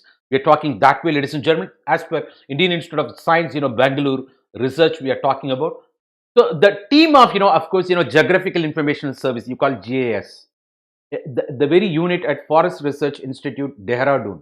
Of course, once you become IF small OS, Indian Forest Service officer, that you're going to, be trained here. You might be aware, some of my kids are already there. So measure the vulnerability of, forest grids. The vulnerability of forest grids of Uttarakhand, the Western Himalayas we are talking about, the forest grids of Uttarakhand, because that shows 80% of sensitivity. Even in other reports, we have seen the Uttarakhand, 80% of that, forest showing much sensitivity to the Western Himalayas. Of course, the scientists assessed vulnerability by estimating fluctuations. The scientists assess vulnerability by estimating fluctuations, the net primary productivity. Ladies and gentlemen, give me a few more seconds. Let me do justice to this. Let me complete the task. Let's be taskmaster, okay? I'm not your ringmaster, hello. A teacher is a page ahead of the student. I'm not a teacher, I want to be your guru. So may this, that I take this opportunity, the session for transforming you. Thank you. Few seconds, please. Meanwhile, you can recall what are all the things we spoke. You can also enter your question. You can interact with me. I'll be happy to answer you. Come on, you type your question there.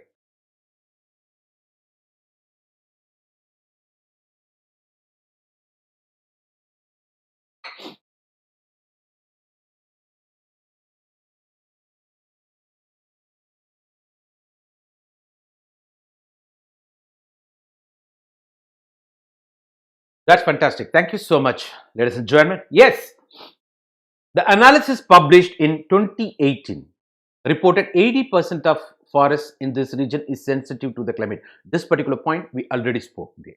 That about that Uttarakhand, the forest grids of Uttarakhand, especially the Western Himalayas. Of course, we are talking about sensitive to the climate. 80% of the forest. We're talking about, ladies and gentlemen. Let me take you to the next level. But what happened worryingly? Less than half of the forest area had the capacity to bounce back from the impacts of climatic change. Less than half of the forest. Just see, it is that way.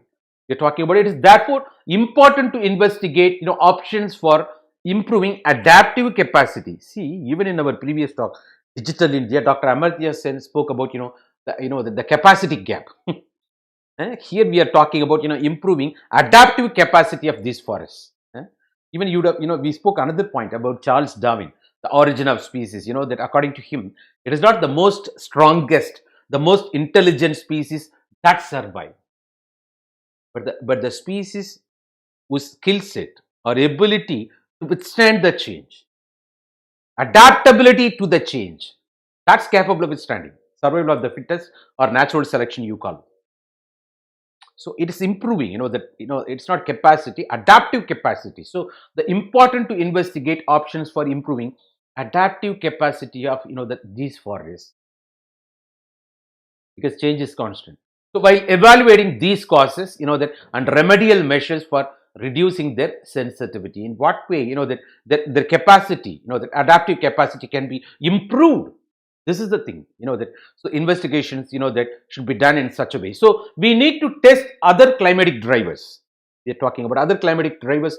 The participation alone may not, well justify the purpose. Even the additional principal conservator of forests, the Jagmohan Sharma spoke that way. Not only the precipitation, that you have to take into account other factors also. What is the point? The temperature, soil, anthropogenic influence we are talking about. It is that way. Hence, the new study is a beginning of, that India's context. What we are talking about, it is a beginning of the Indian context we are talking about. It's that way. So this is, that the Dehradun, that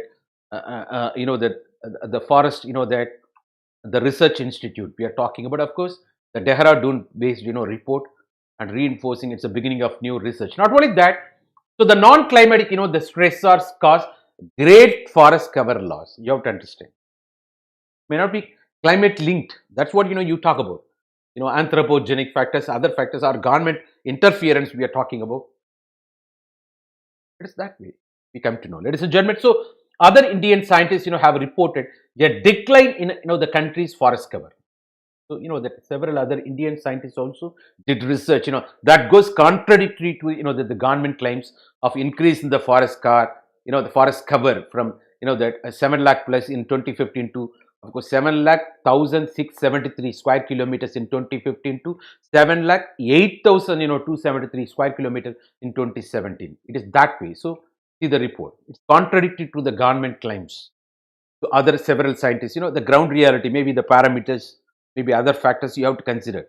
So at least 3 groups of scientists, independently reported that that natural forest cover, that of course you talk about, natural forests across India are disappearing. The serious degradation of, the core forest area we are talking about. So, that at least 3 groups of scientists, that you see congruence for a particular fact. What is that fact? Over a particular trend. What is that trend? Natural forests across India are disappearing. That's a fact.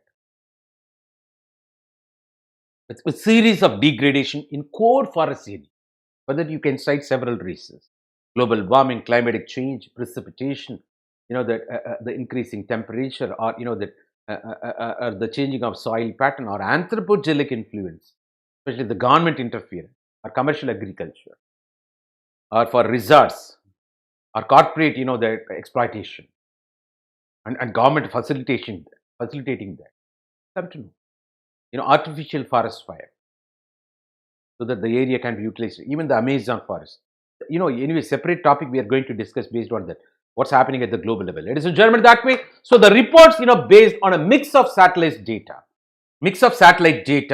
the ground observations and historical maps found that the Eastern Ghats have lost 15.83 of its forest cover over a span of almost 100 years. See, 1 year, you would have gone to Ooty and all, that Masinakudi region. Once I stayed there in one of the resorts, I came to know they were under elephant corridor.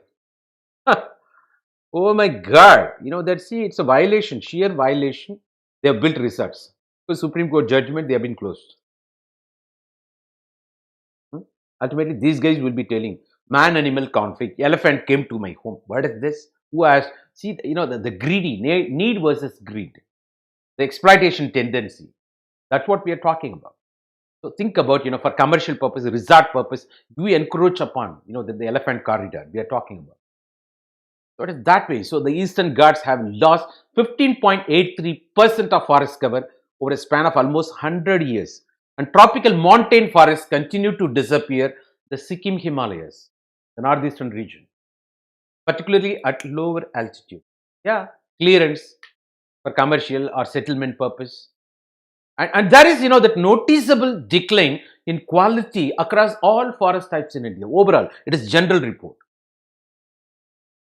The quality of forest is declining, of course. That's that way. You don't see dense forests. Of course, that why the anthropogenic factors, several factors we are talking about. Maybe linking with climate, the climatic change, global warming, again linked with anthropogenic factor. Of course, we are talking about. So much of the forest cover decline observed in India is due to human activity. மனுஷ பையன் தான் மாமா சொல்வார். That there is a Tamil, I forgot that. Probably if I get opportunity, I will learn and tell you. So that Tamil, that song speaks in such a way, how much distance you have to maintain with, horse, how much distance with, all wild animals, how much distance you have to maintain to protect yourself. But when it comes to human being, நூறு காத தூரம், so much of distance you have to maintain with human being. But there is another Quran also, ஆழாது அகலாது பெரியோர் நட்பு.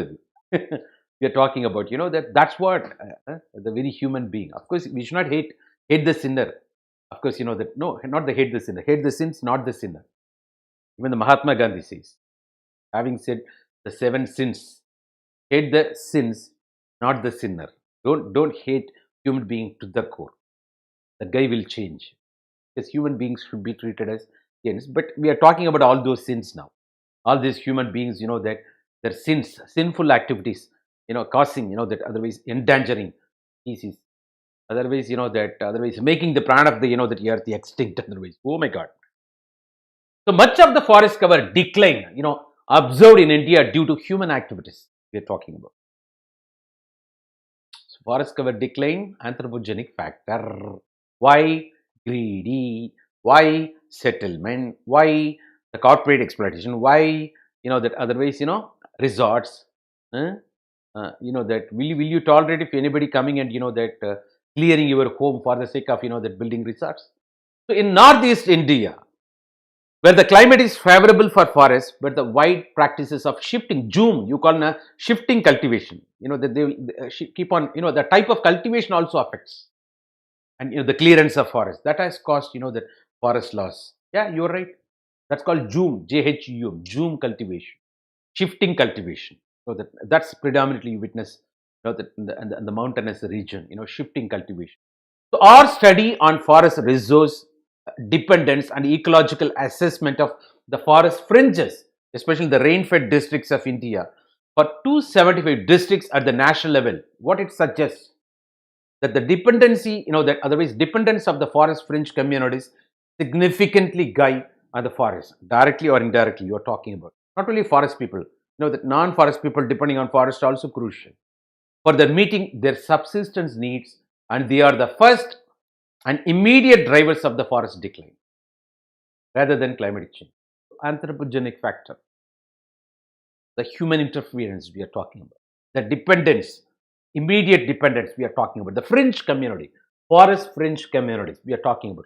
That way, ladies and gentlemen, of course, we are talking about. So it is understood that during the first half of the 21st century, we are talking about first half of the 21st century, the non-climatic factors, it's not a climatic factors, the weather, the precipitation, the humidity, or that we are talking about temperature, pressure. So non-climatic factors are dominant influence on the Indian forest. That's what we are talking about. While the climatic changes will have overwhelming influence thereafter. First, it begins with non-climatic factors.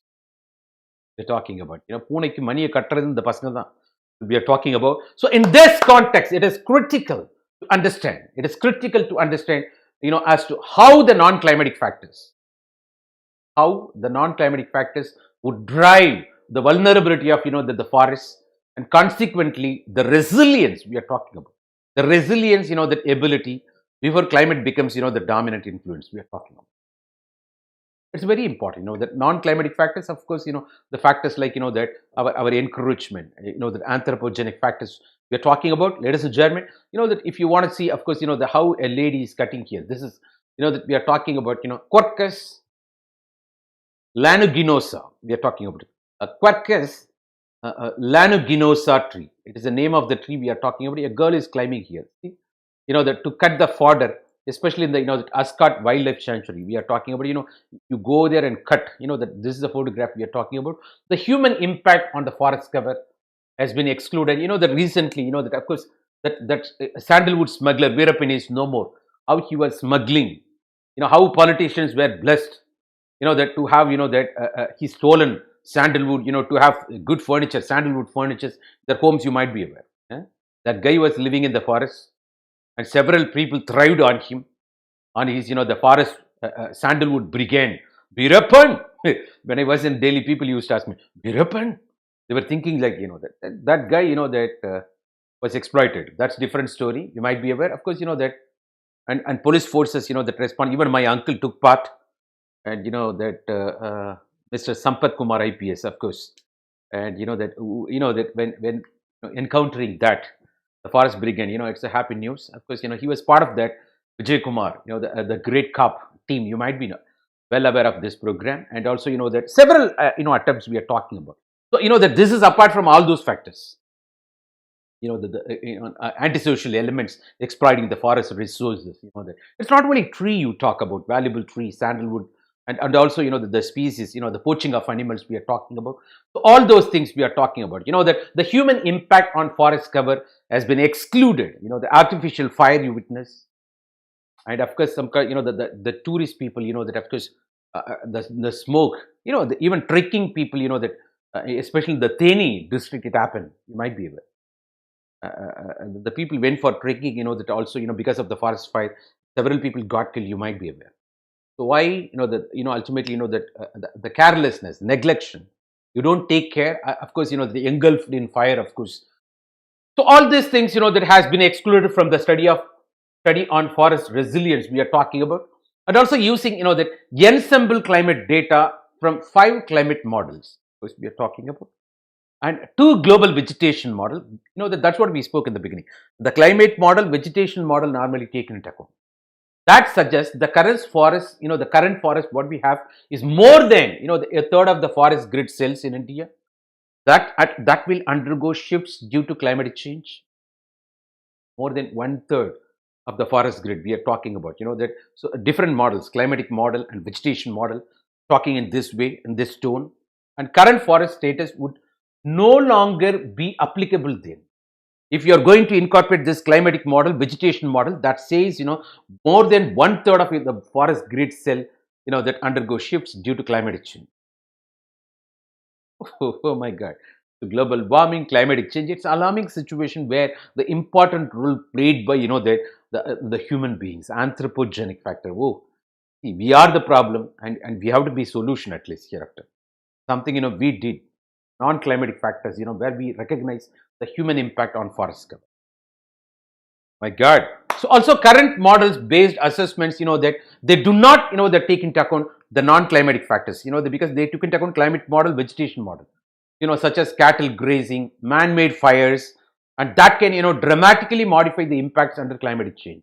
So, that even without taking into account, non-climatic factors, the very models of climatic as well as vegetation we are talking about, that says more than 1/3 of, that India's forest grid that will undergo shifts due to climate change. This is the thing we are talking about, ladies and gentlemen. So hope you understand, much. So forests in higher rainfall zones are less likely to be impacted by the climate change than, this is general analysis. We spoke many times about this, ladies and gentlemen. So it's rainfall or precipitation dependent analysis.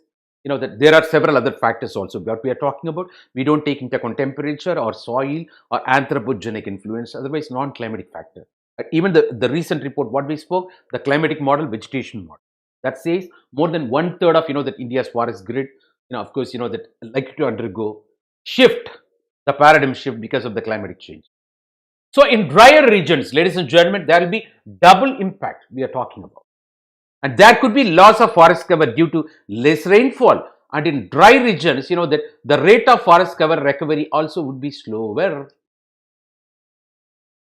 very slower, because that's a problem. That absence of rainfall or precipitation we are talking about, that's making the situation very vulnerable. Of course, in India, the Deccan Plateau we are talking about, Deccan Plateau, it's very vulnerable, you might be aware. So we also need to develop the regional vegetation models, and that could give the prediction at finer resolution with greater accuracy. So regional vegetation, that's what global observation, the both climate model and vegetation model, that will be giving finer resolution with greater accuracy. So that we have to think that way, ladies and gentlemen. So the an ensemble models using climate as well as that the very vegetation what we spoke, using mix of various prediction models, and could provide more comprehensive picture. We have to go for this, that the variety of models incorporation to get finer resolution as well as greater accuracy, ladies and gentlemen, we are talking about. And I think it is right time, let me take that opportunity, this opportunity parallelly, to expose you to why we are very much worried. Of course, global warming, of course, you talk about the climatic change, of course, anthropogenic factor, of course, that though our goal is for that one third of that area under forest cover in India, that the ground reality speaks only that 25% as per that India state that forests, that report we are talking about, that ISFR, of course, the biennial report which speaks other way around the ground reality. So that why the deforestation happening at the global level, twice the size of Karnataka at the global level I'm talking about. The forest, that loss we encounter, and definitely it has got that its own impact on that the overall influencing monsoon, everything we are talking about, ladies and gentlemen. So about 43 million hectares of forest loss in 14 years. 1443, 4 minus 1 3, 3, 1443. Logic. Oh my God, it is the so an area roughly twice the size of state of Karnataka, twice the size of state of Karnataka we are talking about, was cleared across the tropics, subtropics around the world, when between 2004 to 2017 we are talking about, twice the size of Karnataka. You're going to see. So largely for what purpose? You can have commercial agriculture, for soil cultivation, and also resort and several things, and which finds new assessment which is published by, it's not by me, it's by the World Wildlife Fund, World Wildlife Fund, WWF we are talking about. Understand what I'm talking about, ladies and gentlemen? It is that way. So 43 million hectares of forest lost in 14 years we are talking. Not only that, so using 5 satellite based the data sets, of course, the digital India, of course, the digitization, resource satellites we use for that. Of course, the report finds 43 million that the hectares of that deforestation, that during the period, that at Indian level we use IRS resource sat, that's totally different. We are talking about global level also, 5 satellite based data sets.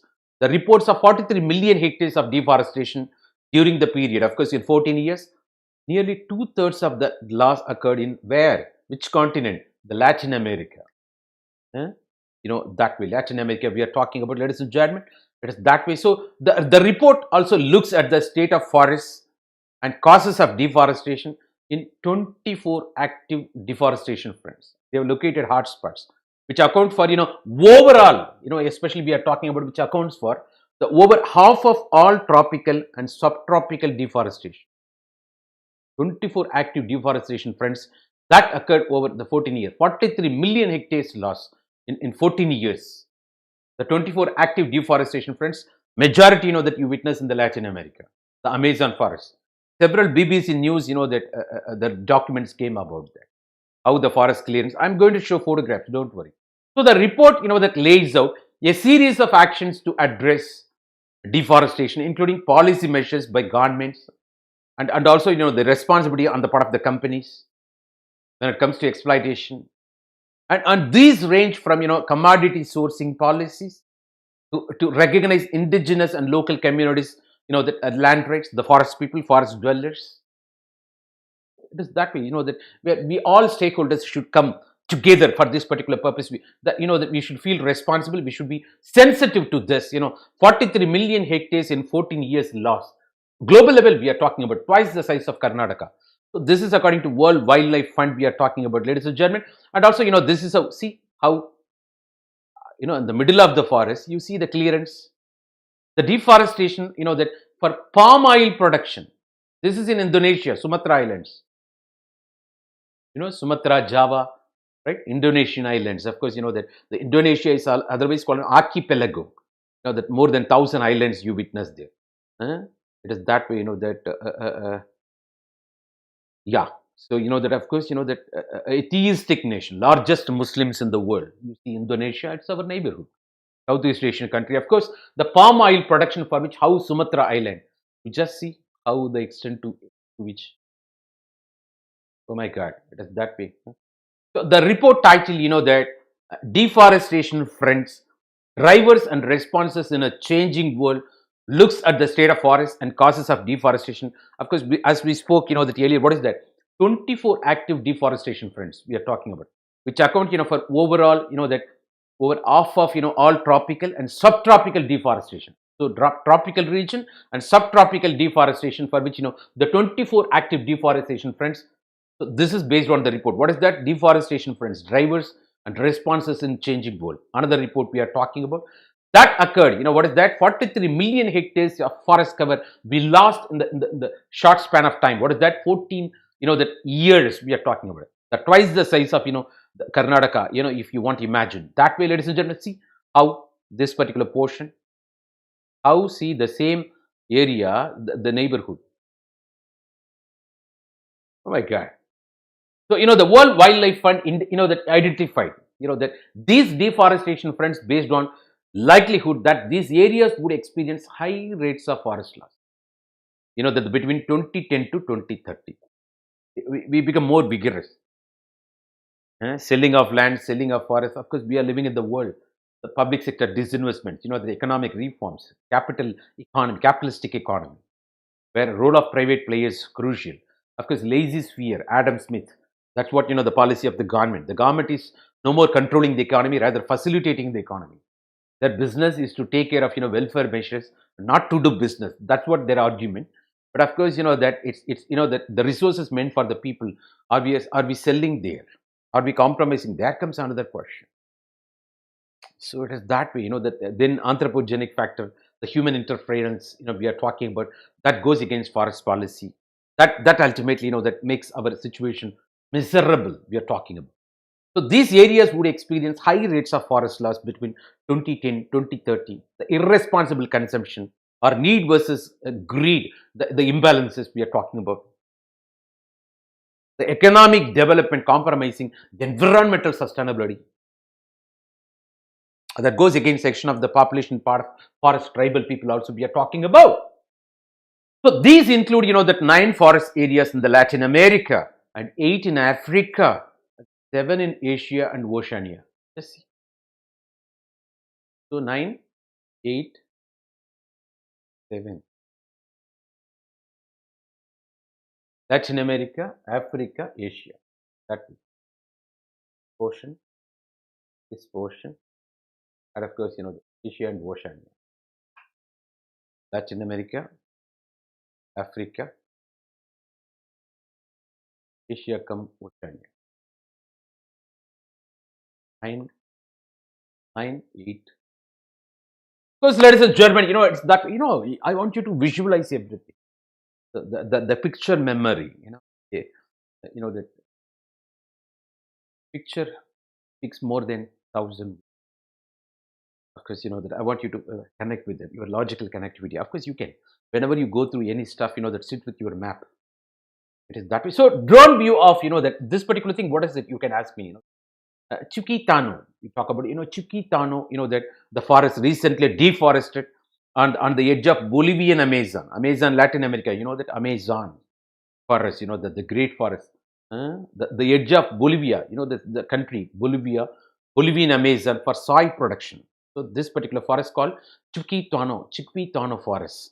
How it was deforested for soy production, commercial agriculture. Oh my God. So in Sumatra, Indonesia, for palm oil production, but here in Bolivia, the Amazon forest region, how? So this talks about how that the man-made disaster, of course, that anthropogenic, the factor, human influences, human intervention we are talking about. So that, of course, that the 5 satellites based data sets, as we spoke earlier, 43 million hectares loss of deforestation during this period. In short span of 14 years period we are talking about. Otherwise, nearly two-thirds of that loss, 26.9 million hectares in Latin America, it is split up otherwise. Of the majority concentrated in the Brazil. Brazil, FIFA Cup, even Brazil, part of BRICS nations. Fortaleza Declaration, where our Prime Minister Modi ji went there, and in parallel, the FIFA Declaration, of course, the Fortaleza Declaration that culminated in BRICS nation, part of that new development bank, very well, part of BRICS nation. Brazil, Russia, India, China, South Africa. We spoke already. That Brazil, Latin America, the Brazil Amazon, majority concentrated in the Brazilian Amazon, 15.5 million hectares. In total Latin America, 26.9. In 14 years, 43 million hectares. That loss we are talking about. Ladies and gentlemen, it is otherwise twice the size of Karnataka. We are talking about 43 million hectares. That you come to know through drone satellites. Of course, we are talking about how. So this is that 9. That we talk about 8. Of course, 7 book. That way, so 9 forests, 8 forests, 7 forests in the Asia and Oceania, Africa. This is Latin America. I think you got idea now. So over 43 million hectare loss, 14 years. Why? Deforestation. For what purpose? Maybe palm oil production, maybe soy production, maybe for that the government encroachment, maybe for mining, maybe for resorts, maybe artificial forest fire. And also, that as we spoke, that the global warming, climatic change, the rainfall impact, everything we are talking about. Of course, you understood. Ladies and gentlemen, the very, that they're called, deforestation front we are talking about. The red color. 987. Of course, that Latin America, Africa, the Asia and Oceania we are talking about. Ladies and gentlemen, let me take you to the next level.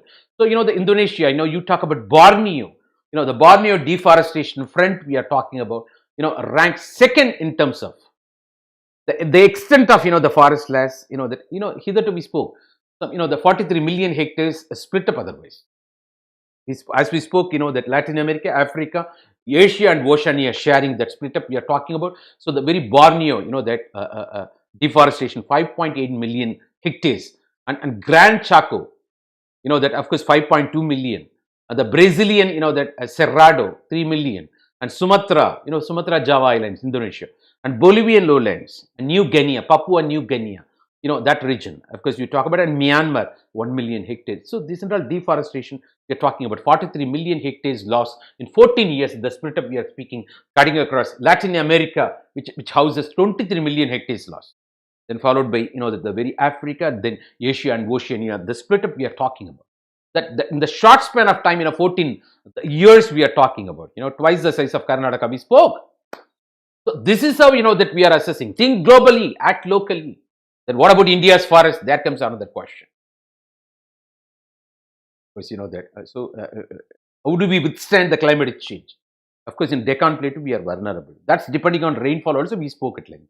So the report estimated that, the sixth of the total forest area, 1/6 of the total forest area in 2000, that was burned at least, that once, that 1/6 of the total forest area in 2000, that in 2000 was burned at least once since 2002. You're talking about. Oh my God! So the dry tropical, the dry tropical forests were particularly vulnerable to fire. Easily, that inflammable. Easily they catch us fire. Of course, that in Australia, in United States of America also, you would have seen in news how forest fire affecting, it's apart from adding, the pollution, the haze, and of course, how the species, the population residing in that particular region vulnerable, the productivity affects, economy stopped, and threatening, the biodiversity, the biomes loss, irreparable loss we are talking about. cannot be recovered back. It is that way. So World Wildlife Fund warned, that ultimately warned, warning signal. Of course, the forest degradation from fire, but also selective logging and fragmentation affects extensive areas and often precedes outright deforestation. We are talking about, as we have seen now. We've seen diagrams. You've got, the very quintessential report you have seen. Ladies and gentlemen, it is that way. How the tropical region, that of course, the tropical region, that you talk about. Then of course, the subtropical region and temperate climate you talk about, that you would have gone through, that the latitudes, the consideration, of course, talk about. Ladies and gentlemen, so India, that as a Surya Putra tropical country, we discuss in another video also, the solar energy, 745 gigawatts, that the potential we have. So out of, renewable energy, that 175 gigawatts target, by 2022, 100 gigawatts fixed for, that solar energy. Of course, that the very COVID situation, that slowed down our process anyway. But we have got potential in spite of that. As a Surya Putra, we became architect of International Solar Alliance also, we spoke. But this particular tropical region, of course, as a Surya Putra, the sunshine, through which you generate electricity, which is eco-friendly you talk about, it has got another negativity. What is that? The forest will easily catch the fire, because we are talking about, and linked with, that the temperature, of course. So the forest cover loss and forest degradation by biome in the period 2000 to 2018 we are talking about. It is that way the impact will be more in tropical region we are talking about. So the World Wildlife Fund also assessed the drivers of deforestation. The drivers, what are all those? Including both direct drivers and indirect drivers. Direct drivers are those like, forest conversion for industrial agriculture. As we have seen, the palm oil production in the Sumatra and soy production in the Bolivia, and also for plantation and infrastructure development, maybe for resorts tourism and urban expansion, maybe the settlement is getting expanded, as well as, indirect drivers, what we talk about, the policy, the countries, that the forest policy and rehabilitation resettlement policy, and also, the economic policy favoring, the corporates or mining process, or creating special economic zone in that particular region. Otherwise, the macroeconomic factors, all of the things we are talking about, they are indirect drivers. Of course, these are all direct drivers of deforestation we are talking about. So like other research, ladies and gentlemen, it is found that drivers of, deforestation vary from region to region. But large scale agriculture is the largest, that direct driver. Of course, that's what we are talking about. The palm oil production, the Sumatra, as well as soy production, the Bolivia, Amazon. Just now you have seen diagram. So that is the direct driver of, deforestation worldwide we are talking about, ladies and gentlemen. So the forest clearing for cattle ranching, that's also happening. Is the single biggest cause of, deforestation in tropics, cattle ranching. Oh, very well. Cowboy. That guy, with cap. Nowadays with helicopter people do. And how dogs are employed. You would have seen, all those cowboy based moves. Right? That they will use by horse. Of course, it is that way. It's not dancing. No? Oh my God. It is that way, ladies and gentlemen, that you talk about, the global level, how the deforestation happening. Maybe, I don't know how it is visible for you from your smartphone or, that desktop. Of course, let me read otherwise, the drivers of, deforestation, we are talking about all red, that dangerous. We are talking about, that where, that, so, that the cattle ranching, large scale agriculture. Let me read so that you hear.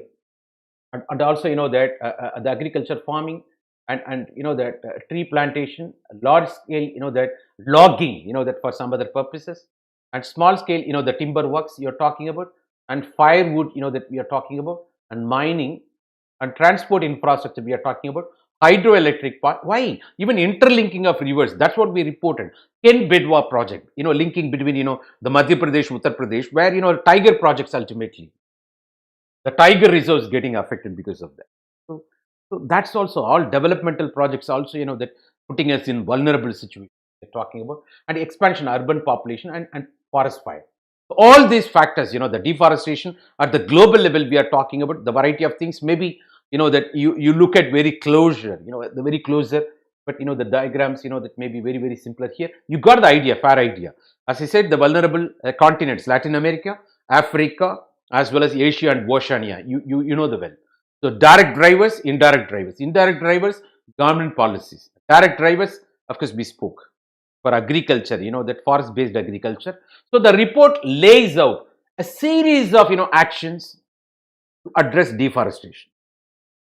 We are talking about the World Wildlife Fund, not only warning, also that the action to address the issue way forward. That including policy measures by governments and companies that may range from commodity sourcing policies to recognizing indigenous and local community land rights. This is what the report speaks. That it may not be sufficient, ladies and gentlemen.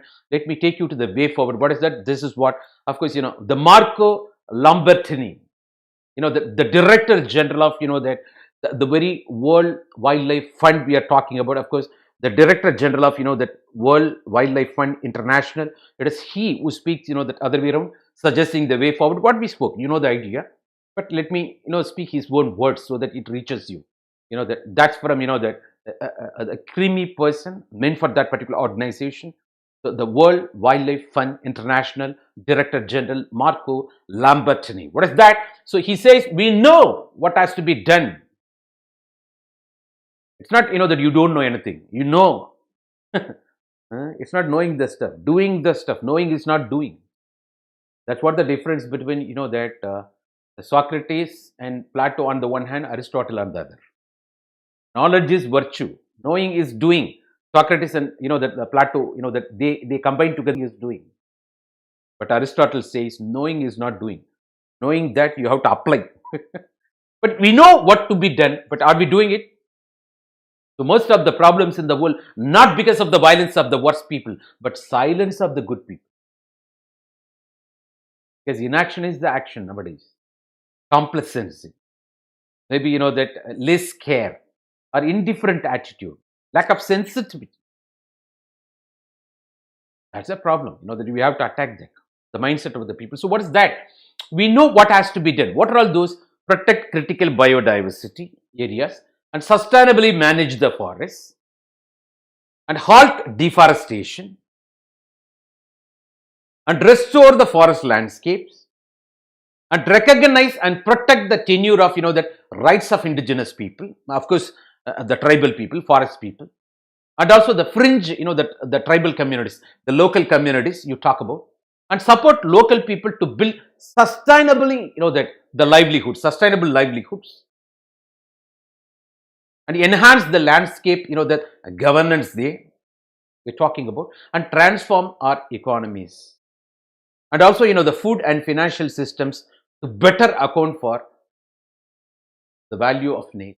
Talking about, so this in all, that the policy, of course, the very the core words from the core person part of this measure, of course, the people against that giving warning to the deforestation at the global level. Think globally, act locally. What is that? Who is that? The director general of the World Wildlife Fund International, of course, Marco Lambertini. We are talking about, ladies and gentlemen. What is that? So with a strong enough that the global coalition of the willing governments, when the purpose is great, it can't be done by alone. Even that Ratan Tata speaks that way. When you walk alone, you may walk faster. But when you walk with your network, you walk far and longer. When the purpose is great, it can't be done by single person alone. That demands team spirit, multiple stakeholders. ஊர்கூடி தேர் இழுக்கணும். Because அந்த வடத்தை தூக்கவே முடியாது. அவ்வளோ பெரிய தேர். ஊர்கூடி தேர் இழுக்கணும்னா சும்மாவா. So that it is that way. The temple car, how big it is. That to move around that particular village, around the temple, you need the support of a lot of people. Collective effort and also collective responsibility. Multiple stakeholders should be involved for this particular great purpose we are talking. Because purpose is great. So with a strong enough global coalition of the willing, that what is that? Of the willing. It's not non-willing. People come voluntarily. Willing governments, businesses, local communities, indigenous people, civil society organization, and consumers, and you, me, everyone. You can do it collectively. Ladies and gentlemen, it's that way. I think that's fantastic. And we took you, that of course we emphasize the important role played by general studies when it comes to the civil service examination preparation. Of course, the very topic we discussed today, the forest resources in India. Why the context? Because the status of forest resources in India, and its impact on climate change. Of course, it is mixed.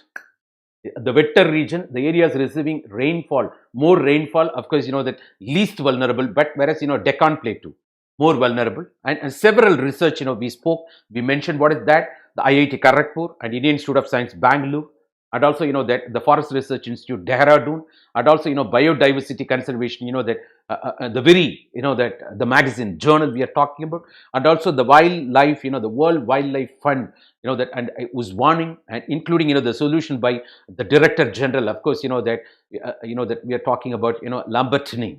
We're talking about, we spoke at length, ladies and gentlemen, and also, that the ISFR, that survey, biennial survey, we took into account how the forests cover, especially, the Western Ghats, the Northern Himalayas, the Eastern Ghats. Of course, that the central, the Deccan, the drier region, highly vulnerable. And we spoke about, the mangrove forests, the bamboo, the wetlands, and also the constitutional angles we discussed, that though forests, that it has been shifted from, that state list to, the concurrent list, of course, through, the 46th Constitutional Amendment 1976 we are talking about. Of course, the concurrent list, now you witness the very forest resources, the forests, of course, where, that both central government as well as state government can, that make, that legislations, but the will of the union always prevailing over the state, and also, that as a fundamental duty, that when it comes to protecting, preserving the forest as a citizen of India, and also, the part of directive principles of state policy, how the nation government should involve themselves in preserving, that on protecting, conserving the forest resources. And also the Supreme Court judgment, the Godavarman case, not only defining, that the term of forest, as well as, that suspending all those, that activities like, the sawmill, mining, all those stuffs we are talking about. Ladies and gentlemen, and also, what is the criticism against, that the very India's forest policy? Of course, that we've got goal of, making the 1/3 of, the area of India under forest cover, 33%, but the reality speaks. ISFR 2019 speaks other way, 25% alone. And also, that the Indian, that the forest, that the policy, of course, 1988 still governing the policy with other, policies. And we are yet to update, the very draft, that India's forest policy 2019, we did, but we withdrew because, the several criticism, that against that. So we are yet to update the forest policy. Ladies and gentlemen, we spoke at length.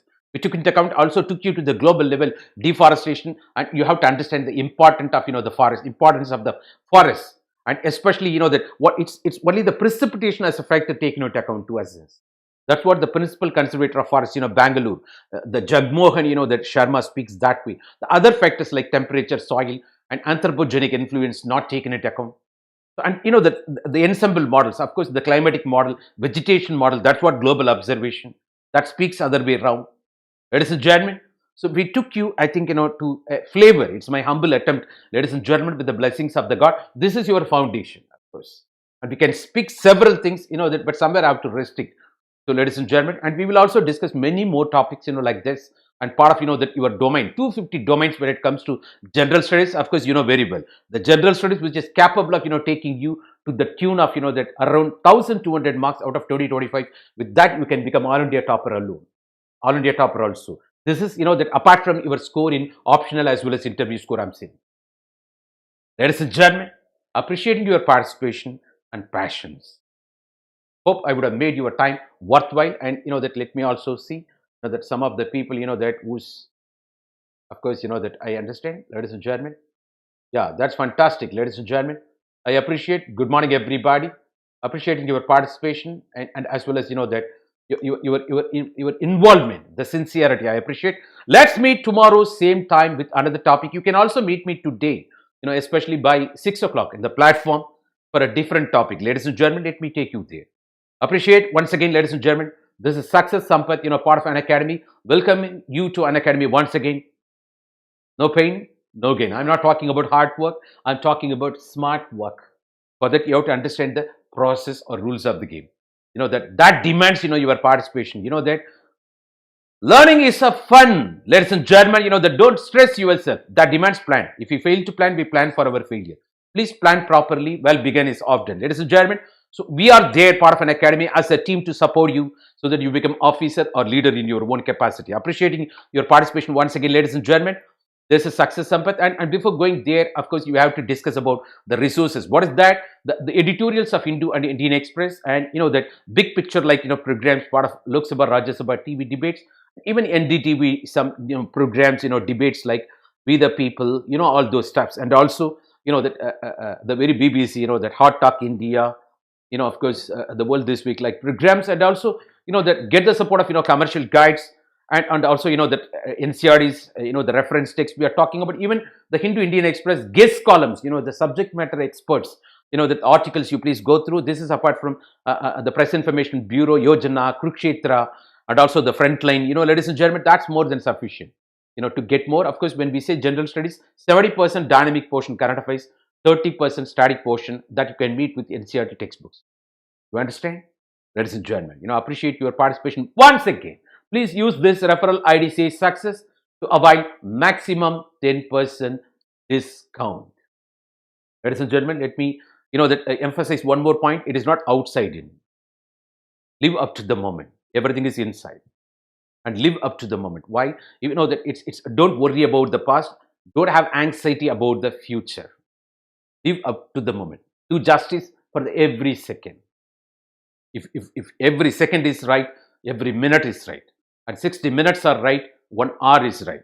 And 24 hours are right, 1 day is right. 7 days are right, 1 week is right. 4 weeks are right, of course, month is right. 24 months are right, 1 year is. It is that way, meticulous planning.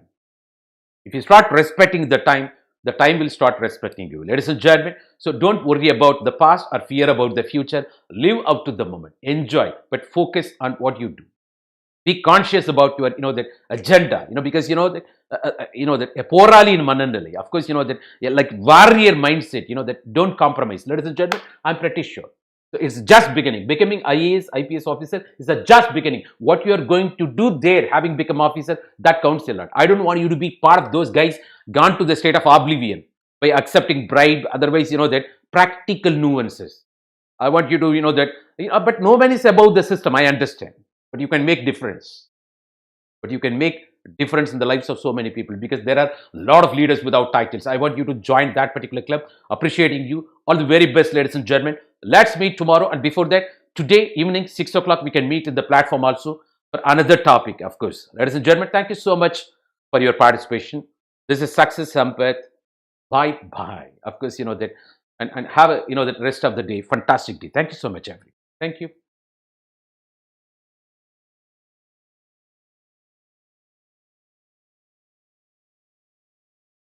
Yes.